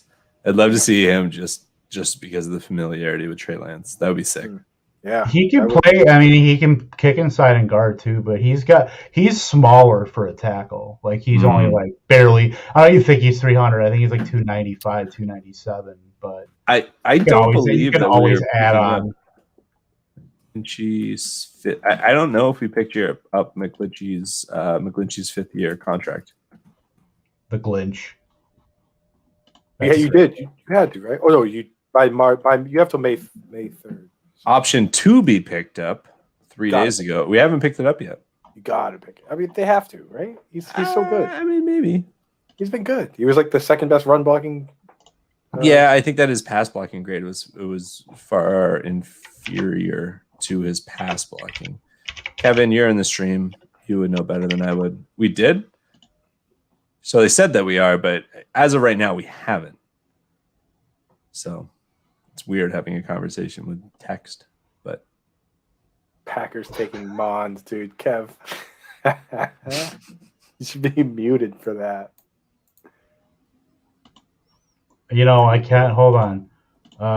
Block user. I could put a user in timeout. I mean, I think he might be our. I don't. I'm too nice of a guy. Gary wants to do what he can. Do what? I'm hands off. Oh my God. You can put your dude in timeout in the chat. So it's weird. I can't see whatever you just typed. I was thinking about this earlier. You typed this in our for everybody to see? Yeah, I can't see either. You need to fix my abilities to talk to people from StreamYard. We'll do that. I'm only talking to people from YouTube. Coop, I know there's only 2 picks left, so like you're not going to leave now, but I appreciate that you stayed this late because I'm pretty sure it's about to be midnight for you. Bro, I was up. Did you see the thing I posted on my Twitter there? I was up at 6 a.m. doing the stuff. I had a little bit of coffee. I love this, man. I took a half day at work. So I woke up. That's awesome. I woke up at 6 and then because I work from home today, but still I told them I was like at noon I'm done. So I woke up at 6, did a bunch of stuff, got all my work done, and then did this all day, man. I love this stuff.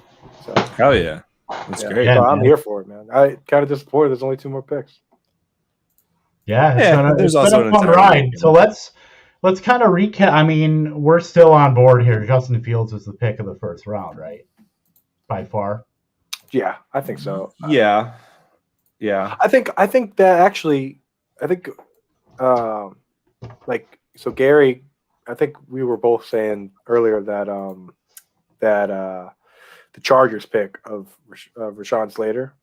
Right? Yeah, that was a great pick, and I think that the beautiful thing of that is I had them giving up draft capital to get that player, and they didn't have to do it. The fact they didn't have to do that is great. Right. Without if you're going to do caveats, the trade up for I think the trade up for Fields is great, but not having to give up any capital to get the exact player that you wanted is amazing for the Chargers. I think the difficulty in weighing that out with other stuff is that the Lions got Sewell at 7, and that's probably the best value for long-term as of like this moment. Like we've never played a game, but for a team that's ready to compete, getting Slater there is insane. But yes, in terms of long-term value to your roster, to your franchise is definitely Fields. All you get, like, I don't care about the 4th. You gave up a first-round pick. That's it. And you just got a franchise quarterback. I do not want to be anywhere near the Red Rockets house tonight because I am pretty positive that Andy Dalton is pissed off as all hell. And that dude's not going to find somewhere for a while. He's just, yeah. So I love those picks.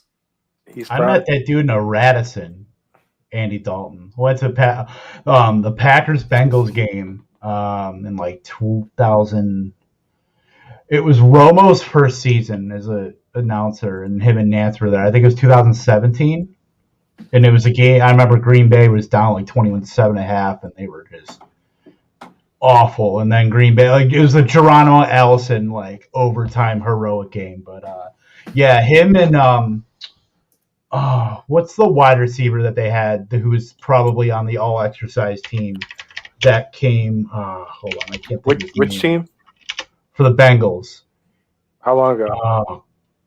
17. Hold on. Brandon LaFell. He was running wind sprints down our hotel, like going past our room. Like he had nowhere to run. Like he was just doing wind sprints down the hotel hallway. And like Andy Dalton was just like chilling at the hotel bar. Like, you can't mistake him, but he was totally cool. He seems like a nice enough guy, way. and I'm sure, like, honestly, if his contract's guaranteed, he's probably like, yeah, sure, I'll be back up. You know, Yeah. he's Owe like just a went, by the way. multi-millionaire. Jason Owe just went to the Ravens. The rich get richer. Was it? Oh wait, what? Yeah, Owe went there. That's I have a that's question. interesting because Aziz I had Al-Julari to them, but they Al-Julari. didn't take a tackle at all. Then the Ravens. No, No. I'm surprised. They must have some guys they like later, I would think. Yep, they must have a couple. No, that's just very strange. Actually. Bucks pick is in right now too. They raced. So If they take Ojulari. the Bucks. I bet the Bucks take Barmore here. Barmore. Yeah, why wouldn't they? It Oh doesn't my matter. God. Whoever they take, like That would be a dude. fantastic pick for them. They those guys on the interior line are like 30. Like Yeah. it's like JPP, Jensen. Steve McClendon. You're talking about defensive side. JPP, Steve McClendon, and another guy are all over 30. Ndamukong Suh. They're like all 34 and 35 years old. I think Yeah. JPP is the youngest at 32. So I think Barmore here, unless all the rumors are true about him not being a good listener or whatever it was, I don't know, some weird stuff. It's weird. The Ravens don't have a second round pick. Trying to think what they traded that for. I thought that They the gave Falcons pick, but No, it went the second round pick went to the Chiefs as part of the trade. oh, okay. Yeah, That's but that's like I don't know. Oh, maybe you're right. Maybe they are going to sign Villanueva, and then it all makes sense. Yeah, man, for the Chiefs, like getting that second round pick makes such a big difference. Like, what a good. Anyway, so my question, just kind of before we finish all this, is now knowing that the Niners got Trey Lance and that Justin Fields ended up at whatever 12 it was with their 13 with the trade. Is that a worthwhile trade to give up 2 future firsts when you could have had potentially? I get that there's like it's not a realistic thing, right? This is hypothetical, but like there was a world in which you got Fields and you didn't give up 2 futures. Like, how good does Trey Lance have to be for that to not be something that you're just wondering? Cav, you answer this one. I'm sorry, I was paying attention to the Buccaneers pick. Who took so- Joe Tryon, by the way. Ew. So he's a Interesting. defensive end. He's a linebacker. Oh, he's a linebacker. Is he? I thought he was a defensive end. Is he a linebacker? I'm just going off of the ESPN Edge feed. guy. So, well, they run a 3-4 anyway, so he's good for them. He's a Yeah. linebacker, yeah. So I think that it's going to come down, and we might never ever know. But if the pick was always Trey Lance from a long time ago, and Yeah. it wasn't a question, then I don't think it Then matters. it makes no difference. Right. You got your guy.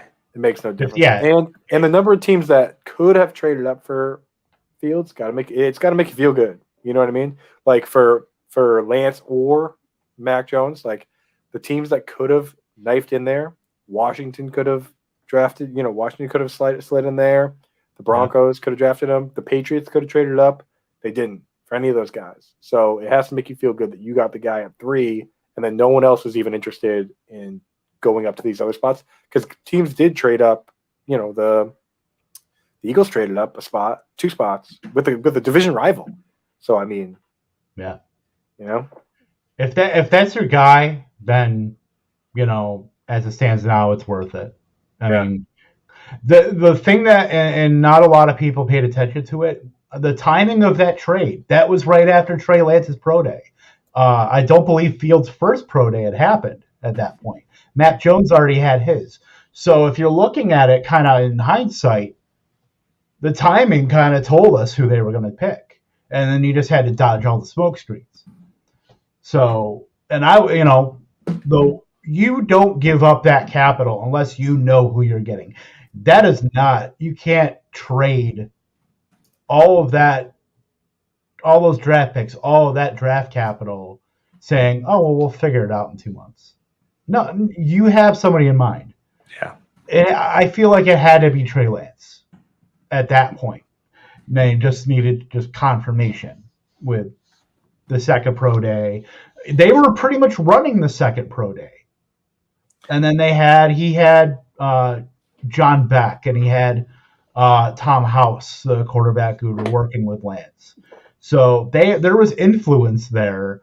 Kyle Shanahan was front and center with Trey Lance in his pro days. So, I mean, there's a lot of tea leaves to read, but I think just the timing of that trade, whether people wanted to pay attention to that or not, or however much people were fixated on Fields and on Mac Jones, I think the timing of that trade pretty much said who they were going to take. And Tom House is one of those mythical, like, beings out there, right? So it's like once you get the Tom House on there, it's like the Hank Haney if you're a golfer, pretty much. Right. It speaks something, Yeah. Yeah. I mean, it's definitely that's where the draft kind of pivoted. That's 1 and 2 are pretty much givens, I would say, and then that pick 3 was when the draft started. I mean, that went from Mac Jones, we were talking about, who he was going to probably be the 3 and people are going to be disappointed. The money shifted like on a dime to Trey Lance throughout the day as far as being the betting favorite for the 3rd overall pick. So, I mean, if Kyle Shanahan and John Lynch really wanted Trey Lance as the pick, which it seems like they did because they knew Wilson was going to be gone, and anybody that's doubting on whether or not they should take Trey Lance where and when because he might sit behind, the future is blindingly bright if those two decide who they wanted and they traded all of this because they saw something.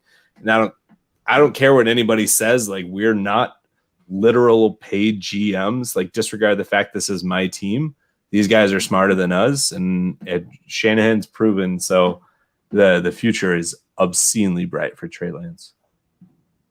Yeah, I think this is the best quarterback landing spot, and seeing the highest upside, at least in my opinion, the highest upside quarterback, just in a fantasy football perspective, going to that landing spot, I think puts him right next to Trevor Lawrence. As far as you can make a case for Fields, I think I'm going to take Trey Lance over Fields. I'm not going to waver because I've had Trey Lance as my QB2 the whole time.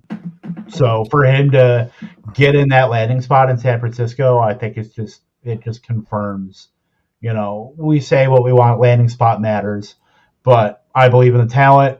The landing spot fits that talent. We know Kyle Shanahan, can certainly mold, and there's pieces there, Kittle, Ayuk, Debo, what have you. It's just a fantastic situation. There's no better situation for a quarterback to go in. Yeah. I'm with you guys on that. Yeah. Cool. Thank you so much for staying with us. We're going to be 2 hours. Buddy. And here we are, 3 hours in. It was awesome. I can't thank you enough. Hey, thanks, guys. I'll be on anytime you guys want. I mean, I know last time there was a bit of a nap accident, but can't control that, can we? Yeah. Right, Kev? Yeah. That's true. Coop, pump out your stuff though. Let us know where you can find you on the World Wide Web. Yeah, for sure. So you guys can find me right here. You can see at the bottom of the screen on Twitter at Coop A Fiasco. Very analytically driven guy. So, there's a lot of memes and stuff, but I'll send out most of the stuff I send out is pretty deep fantasy stuff. And then you can find me at Fantasy Alarm. You just type in Andrew Cooper Fantasy Alarm. All my stuff pops right up. And of course, Fantasy Besties, my boy Kevin Tompkins, some of the gang. Gary, we got to have you on as guest for trivia night one of these nights. We do a little bestie guesty every once in a while, and you're Let's going do on it. with it. Yeah. So thank you guys. It's been awesome. Anytime, let me know. Yeah, absolutely. Let's go. Gary, anything else before we wrap up here? This is amazing. I'm excited to see. Last plug for the few people that are watching Fighting Chance Fantasy. We're about to do like 32 team preview, draft recaps, which I'm going to have to type up tomorrow. All sorts of stuff. I have to pee more than I've ever had to in my entire life. So I love you guys, but Kevin, end the show. For once, it's going to be without this. Cheers, man. I'll do that. You earned it, dude. There's a long show. You did earn it. It was a marathon for you, Gary. But yeah, we'll be doing that stuff on Fighting Chance Fantasy, and we are in officially redraft season. By the way, Yes. I've been looking forward to that. Start up the engines, the rankings, man.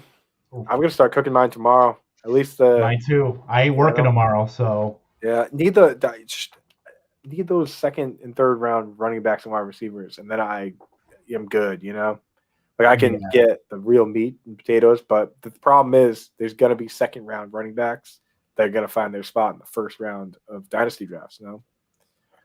Yeah, that's where you're going to fill out your end of the first round. And yeah, that's going to be, we'll see what happens with that. But we'll wrap her up here. So, Coop, again, thanks for coming on with us. Certainly appreciate you. In the long haul here, 3 hours and 10 minutes of fantasy draft goodness draft goodness here. So, Gary is off to the you-know-what. So we will sign off. Have a great night. And thanks for tuning into Lightning Round. Cheers, guys.